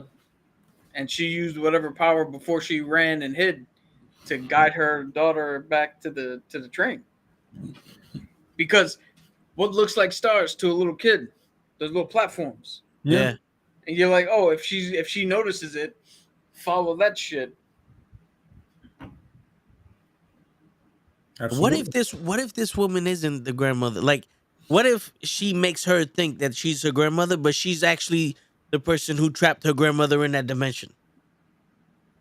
Yo, Like they go back to the thing, and the grandmother was like, she opened up the pocket to send it, and this woman came out of it and grabbed her and pulled her in, and she walked out of it. If you call her Nightmare, I'm gonna fight you. No, not Nightmare, but like almost like we're talking about like No, I know, I'm joking. the Phantom Zone type shit. Yeah. Where she found a way to get out of that thing that she's trapped in, and she put the grandmother in there. So you're telling me whatever's behind that wall, like I said before in Shang-Chi, she's part of that. That darkness. She's part of that dimension. Wall. She's part of that dimension when she fell through. Exactly. Yes. Yeah. She's part of that. Yeah. Then I completely get it, because we got such a vague explanation of it in Shang-Chi. Yeah. That like it was so vague that you could literally pull that shit out of your ass and make it. Yeah, I can see that. I'm of two minds of that, because a part of me is like, yo, we're heading into Secret Wars. We're heading into Secret Invasion, which is another Disney Plus show. Maybe she's a Skrull, and she's after because she got Kree tech. Who? All right, so we're talking about the kid's mom or the lady? Yes. Yeah. Like, a part of me is hoping like maybe that's it, to tie all that in. But then there's another part of me that's like, yo, let's break the mold, and let's not make her the big bad. Let's make her fucking I can't remember Johnny. Let's make her Johnny from Cobra Kai. Ooh, the misunderstood one. Yeah, where people think she's the bad guy, but she's not. She's just here to, yo, you got that thing? I know what it does. I can show you what it does. But you never quite trust her, but it turns out, oh no, she's actually not here to do harm. I'm okay with that. Because I like that. Yeah. You know, how many, we got to do something new. We can't, not everybody that you're going to run into is the villain off the bat. So I wanted to ask you a question. Not every villain is somebody who's going to be 100% nefarious. I mean, you're wearing the Flash t-shirt. How many of the rogues gallery of Barry Allen or Wally West actually wind up helping him at some point? Yeah. I have a question for you, Cap. So something I started thinking about is a lot of people were saying that they had to. Y'all can hear me, right? Everything is good. Yeah, everything's fine. Yeah. I'm a little slow. I had an update just hit me out of the left. My computer just shut off. I'm a little wonky. I'll fix that later. But so I heard a lot of people talking about the reason why they couldn't really do Kamala's power was because of Mr. Fantastic, and it was too similar. Now, correct me if I'm wrong. I'm asking you, the expert. Mr. Fantastic can stretch. Can he embiggen? So, all right. So here's the difference, and this is why that excuse makes absolutely no fucking sense. So Mr. Fantastic can literally change the molecules in his body to grow and stretch to the size and length that he wants them to be. All right, seemingly indefinitely, but there's a limit to what he can do. Mm-hmm. Kamala, like I was saying when you had went off, she literally grabs extra matter from different versions of herself throughout the multiverse. Mm-hmm. So that's why they call it embiggening, because she is not physically stretching. She is adding more mass Molecules. to make parts of her body bigger Yes. Okay. in order to serve different functions. So then what I started thinking is that like maybe they're doing this for the show until they could put some real big budget on her for a movie and then make her embiggen, because it seems like something difficult to do. It's funny, we just saw it kind of in the Black Adam trailer with Adam Smasher. You know what I'm saying? Because like he you can literally just see him getting bigger and then kind of like some Ant-Man shit. So like they're saying this isn't her final form. Maybe we'll see her real form in the Marvels. You know, because I was thinking to myself, I'm like, bro, her power is like, it's not totally different. I can see how it could be some similarities, but Mr. Fantastic stretches. She gets big. You know what I mean? So it's like, that doesn't seem right. Part of the thing that when you decided to kick us all off of your vibe, part of the thing I was saying is her power set in the comics is a little bit limiting for a visual medium. And perhaps they really changed it just because this is a little more exciting when you think about, because in the comics, yes, she loves Miss Marvel, but she's with Miles Morales. Yeah. She's with the Inhumans. She's with the teenage group. She's doing groundwork. I think they call themselves the Guardians or some shit. Like, she's low level. When you go up to cosmic level and you have Photon and Captain Marvel, and the only thing you could do is make your hand bigger, kind of doesn't stack up movie-wise. I get that. So a little, I mean, so long as I was saying, as it ties into, as long as it goes as close to her actual shit as possible while making sense for movies. In the MCU. Yeah. Kind of like what they had to do with Spider-Man. Yeah. And how they fit him in. Go ahead, Top. Well, I wanted to just, I had a question. It's not really about her powers, but finish what you was going to say, and then I'll drop the question, because I don't. Well, yeah, so the crux of it is, I think the whole argument that her powers are too similar to Mr. Fantastic is bullshit, because War Machine, Iron Man. Yeah.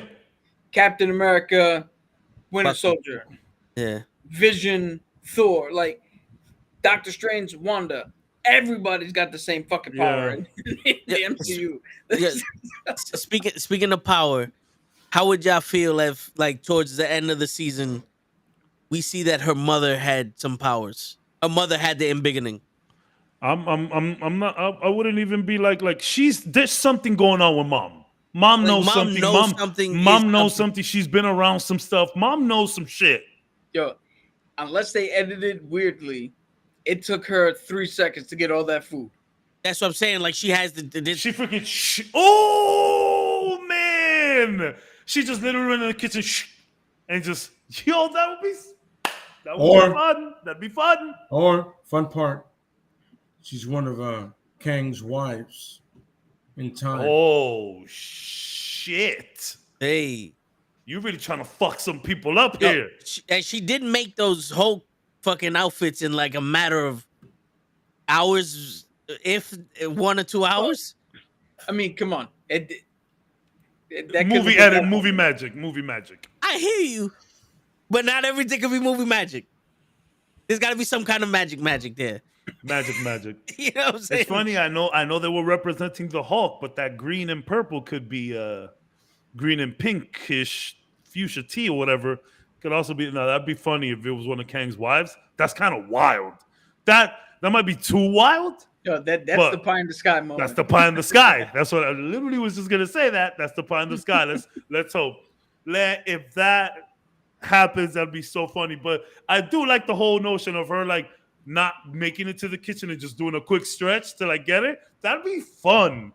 This show's fun. I think to surmise, it's fun. So Yeah. you brought up something with damage control earlier. Yeah. What well, we have 10 minutes left. The thing that I've been hearing about and reading about is in the comics. You remember the comic book or the movie Kick-Ass? Mm-hmm. Yes. You know how he got his ass handed to him and was in a hospital, and they filled him up with everybody metal? freaked the fuck out. Yeah.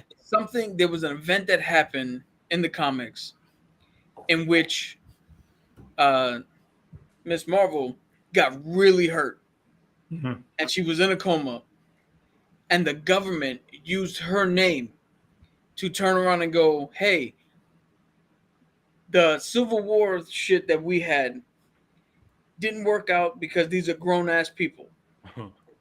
But these are kids. We can't trust kids to make decisions with these type of powers. And they came up with something called Kamala's Law. And they were literally using that I didn't know that. to hunt down her friends. So with the damage control, with them knowing that they were trying to make a case on Spider-Man but couldn't. Because remember, they got to forget who he is. No, everybody forgot who he is. They had a case on him, but somehow couldn't make it stick. She shows up, and oh look, this kid got hurt. She almost just killed the kid. Yeah. That's how they're Because gonna she's too irresponsible to control the powers or know how to use them, whatever. That could lead into what the damage control is really doing, and enacting some version of Kamala's Law. And that, like, again, this is not my original thoughts. This is what I've been reading and hearing. But that can lead into what the Young Avengers have to do, and why the Young Avengers get made. Because everybody keeps saying, "Oh, we're heading towards Young Avengers. We're heading towards Young Avengers," but nobody stopped to ask why. Like, why would we care about a movie about teenagers who are doing the same shit that the adults are doing? Well, here's why we would care. Because now all of a sudden you have an agency that's like, yo, we got to stop Kamala Khan. We got to stop Kate Bishop. We got to, we just Stop found out Miles that Morales. this dude, if he shows up, but Patriot, we just revealed that this dude was a black Captain America before Sam and his nephew or whoever is running and around. Wiccan and Speed are out there somewhere in the multiverse. We got to stop Casey Lang, who's taking over for her father. Like, that could be the driving force behind why that is now necessary. And they're sticking to so much comic book accuracy that this is actually more than plausible. This is actually like feasible. Like this could work. Man, I never even knew about Kamala's Law like that. I didn't know that. I didn't know about it either. But I didn't know that either. I started looking into shit and watching other content about this character, because you had asked me before, and I don't think I answered how if this makes me more hype for the movie. Yeah. And my answer to that is no, because the movie is one thing.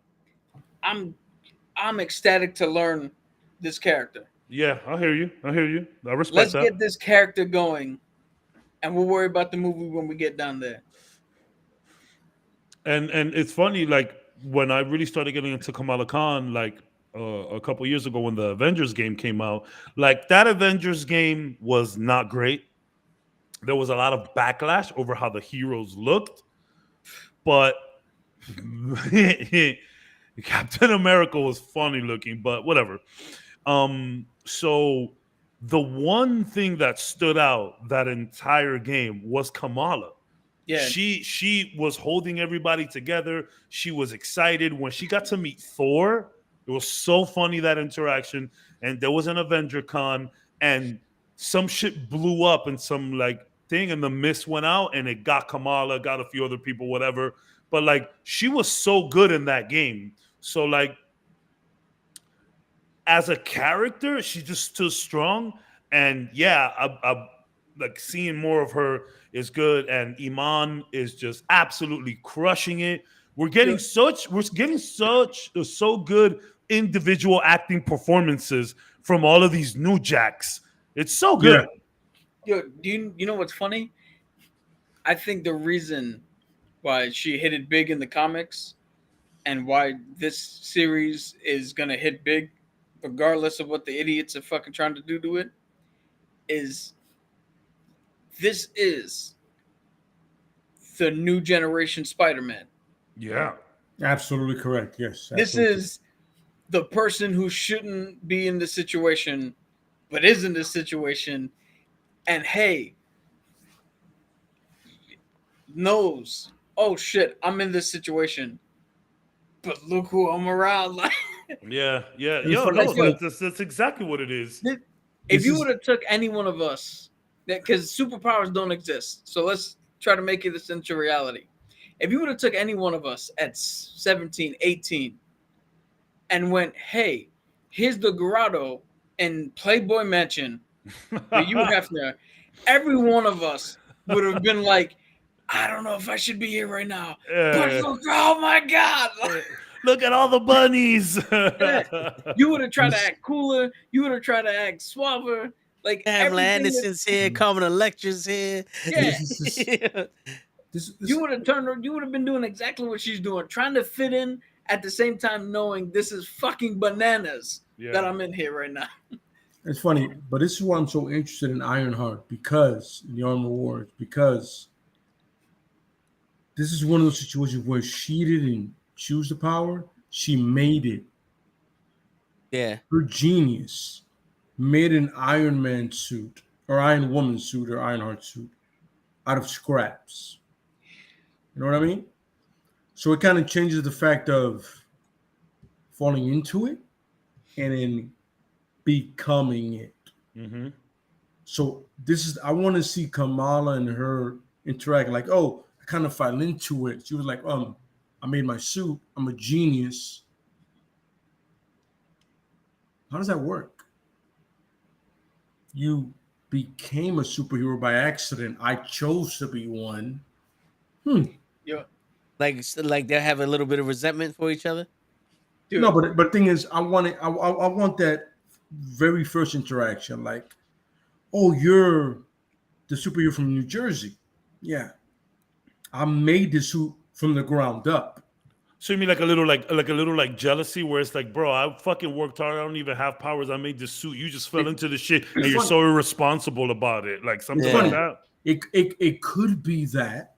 Yeah. Or it could be a sense of shit, you got it real quick. I earned it, but I ain't mad at you. Yeah. Yo, We're both not of everybody else, but we're both in this role. I think we can back each other up. You can write it so many different ways as writers, right? But my thing is to see that first interaction between Kamala Khan, right, who's been doing this longer than Ironheart, structurally wise, you know what I'm saying? Like the timeline, right? But then it's Ironheart recognizing I literally made a suit from the ground up. yeah, Here to luck. Yeah. You know what I mean? Well, I like that. You just inspired me for something. Here we go. This is what we do.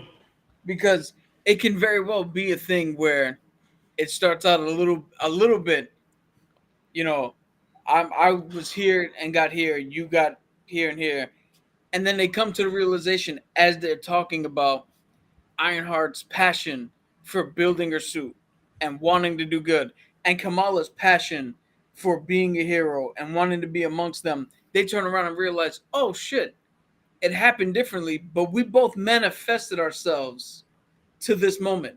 Mm-hmm. Let's So start our even own though you're band. here and I'm here, we're both the same. Yeah. Absolutely, yeah.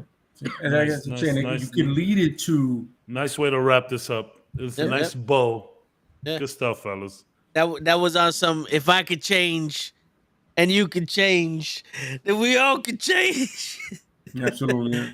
No, yeah, but I'll tell you one thing. This is the most engaging conversation we had in a long time since the Harley Quinn, Batman, Joker shit. That was But a good one. I do like this. We're gonna have to do some more of these type of shows. But on that note, everybody, it's your friendly Oh, neighborhood Knuckle. Oh, our- go ahead, Cap. Well, are we filming a reaction and then putting it on later, or are we doing a live reaction to the finale of Obi-Wan tomorrow? Let's film the reaction because I don't want to read a comment and shit.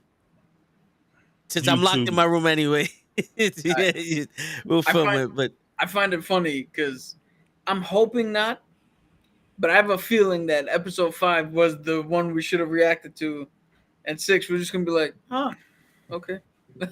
fuck it. I can't disagree with Cap on that one. I think I have a feeling where it's going, but Yeah. hopefully I'm wrong. Yo, I'm hoping that we get a fucking thing where Vader doesn't know it's Luke. He just knows there's some force sensitive kid here on Tatooine. Mm-hmm. He not even worried about Owen and Beru because Mm-hmm. he doesn't give a shit about them. He doesn't know he has a son. He's just here because Reva tells him somebody's here. And it's one of those things where Obi-Wan doesn't even, there is no thinking. He just reacts. Luke's in trouble? Fuck that. And we're going. And all the shit you think you are, Vader, all the badass shit you think you are, nah, come see how I really am. Hello there. Absolutely, yeah. Fucking, Well, I want Obi remember- to come out 100% like, yo, my man, listen, I forgot my training, but now we're about to do this. What- It's about to go down. when they I'm met, with Cap on that. when they met in episode 6, was it 6? In episode 4? A New Hope, yeah. No, in the old Yeah, ones. Yeah, The yeah. last time they fought, when Vader killed him. Episode 4, A New Hope. 4. It's episode 4. It was 4, or I thought they started out with 6. No. 4, Oh, 5, all and right. 6. Okay, so in episode 4, Vader does tell Obi-Wan, the last time we met, I was but a student. Now I am the master. So Obi-Wan has to teach this motherfucker, you're still nothing but a student. Absolutely correct. Yeah, you're right. So that was Like the when actual you- words. no, no, the that's last time we met, I was what- nothing but a student. what, Now I am the master. What Yeah. me and Cap are alluding to is that, No, yeah. like, Obi goes like, yo, my man, I want you to realize, son, who you are in the process of life. Yeah. You're not the guy. I'm still the guy right now. Yo, But I want this to be a Fun. badass fight fucking scene Yeah, though, because it should be fun. you can't do what you did to Reba and then be shit the bed with Obi-Wan. do you know how Vader's? I gotta really look it up, but I think Vader's suit looks slightly different here than it does in episode 4. Yes. No, it is. Right? Yeah. So, what about this? Because there's also a line where Vader was like, "Oh, Obi-Wan once thought as you did that you could save me." What if this happens? Obi-Wan tries to communicate with Anakin. Mm-hmm. Qui-Gon is like, "Yo, you're not dealing with Anakin. Yes. You have to deal with Vader." And Obi-Wan goes, "I tried to help Anakin." That's the whole he once thought. But Yep. when that final fight goes, I'm not fighting Anakin. I'm fighting Vader. Gives Vader a little bit fucked up. Hence why now he needed the new suit or something needed to change. And the last time Vader's like, "Okay, I now get that my anger blinded me and you were able to do this shit to me, which you shouldn't have been able to do." Now, also, Obi-Wan in episode 4 tells Luke, Vader killed your father. Now, can we see that little bit of Anakin die in Vader, in Obi-Wan's eyes? So it could be like, yeah, Vader killed off whatever's left of Anakin. So it's like Vader killed Anakin. So when he tells Luke, technically he's not lying. yeah. So when he tells Luke, it's like, yeah, Vader killed Anakin. Yeah, you're right. Because remember, the one thing about Vader is he always hated Anakin. Vader and Anakin are two separate people in one person's body. And Vader always hated Anakin because he blamed Anakin for being too weak to save his mother, Padme, and those kids. You know, the kid, at least. So Vader hated Anakin. So any time that he would feel Anakin pop up, he went deeper into the dark side. There's only but two people. One of the clones, when he went to battle with them, they realized who each other was. Mhm. He was like, when I was Anakin, you served under me, and the clone was like, I served under Anakin. I know you're Anakin Skywalker. And Vader's like, I know you're this clone. And Vader goes, I'm Anakin Skywalker to the clone. And the clone goes, I knew that.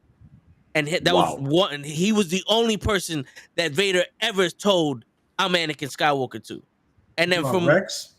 I think it was Rex. I'm not sure Rex, what yeah. clone it was. Yeah, It was in the it was in the comics comics because this clone was in the Imperial Guard because there was some clones that was still working with Vader. They were doing missions together. But anyway, that and when Ahsoka Tano hit him, you saw a little bit of Anakin there. There's only but maybe two people that Anakin came out of Vader and Vader didn't fucking go deeper into the dark side. Well, But 3 because Reva knew. No, I'm joking. I'm But joking. but you know what I'm saying? It's like that's the All you craziest shit. fanboys. Yo, a little story. I'm out of it. I'm out of this. A little story I just found out about Vader. When Vader became Vader, he destroyed his his lightsaber was taken because Obi-Wan had it. He had to make a new lightsaber.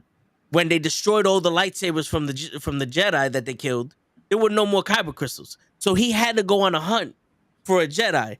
This fucking Jedi was badass and beat Vader when he went to go kill him. I forgot which one it was, but he knocked Vader off a mountain. Vader hits hits a rock and he's laying there with no leg, no nothing, and he chopped off the mechanical leg and he goes off the mountain. He falls off the mountain. The Jedi's like, I killed Vader. He goes into the town. And he's helping everybody out, and like a couple weeks later, he's like, "There's no fucking way this is possible." He feels Vader. Vader has his droid's leg on him, and his droid's fucking sword that he trained with. Goes to the town, and they're fighting on the dam. And Vader's starting to loosen up the water out of the dam, and the guys are like, "Get off!" And he pushes all those the innocent bystanders off the fucking dam. And the Jedi tries to save him. He grabs the Jedi, force choking him, hangs him over the dam and goes, I want you to see this. Releases the dam. Everyone in the village is dying. And while they're dying, he snaps the Jedi's neck, takes his fucking lightsaber and leaves. That's the kyber crystal he has in his new fucking thing that he corrupted. Like I just posted. Join us next week for our Star Wars podcast. You really went in there. You know your Star Wars, huh? Yeah. Yo, dude, I watched some of these videos because you ever heard of Order 37? You talking to me? Any one of you guys. Order 37 is the right to use innocent bystanders to draw out a Jedi. Yeah. So clones would go, there's a Jedi here. Either he comes out or we make him come out. Yeah. So it was they started executing innocent bystanders one by one until the Jedi had enough, because the Jedi always has to protect people. That's why the Inquisitor goes, if you want to hurt a Jedi, it's patience. So they started destroying villages for the Jedi to come out and be like, yo, stop this shit. Stop. I'm here. Kill me instead of for these people. Order 37. Episode 3, we saw Vader use that order. But the thing is, Order 37 is another order that the clones cannot disobey. It's programmed in them. 66 and 37 is close. Is programmed in them. Bad Batch. True. Well, they were defective. Yeah. But so these are the things. These are the things that I want to see if you're gonna throw in a fucking series. Like that's some deep shit. You can translate that on TV. You know what I'm saying? That's a little too raff though for this series. A little too raff. But listen, hey man, this is the shit we gotta connect with. Like, without me telling you this, would you guys like? I'm pretty sure you hearing this, you're like, yo, Vader's more badass than. I want to throw out something out there. I threw it out in a group podcast, in a group chat. Miles Morales as Wolverine, Cap, Hulk, Thor. Thor. Disney Plus, animated or whatever, make it happen. All Miles Morales, make it happen. Speaking of a little too, Raph, everyone pick up Teenage Mutant Ninja Turtles Shredder's Revenge. Yeah, it's a new video game. Very fun. Very, very, very, very fun. Oh, by the way, Yeah. if you get a chance, check out Keanu Reeves' Berserker comic book. You just mentioned that. Okay. 100%. It's really fun. I see what Keanu came with it. He came. I'm he gonna came- go. he came- I'm he gonna go came to eat. with it. I'm No, starving. yeah. I'm gonna go eat. And on that note, everybody, it's I don't Friendly mean to, Neighborhood you guys Knuckleheads can keep talking signing your out. Star Peace, Wars everybody. stuff. You fucking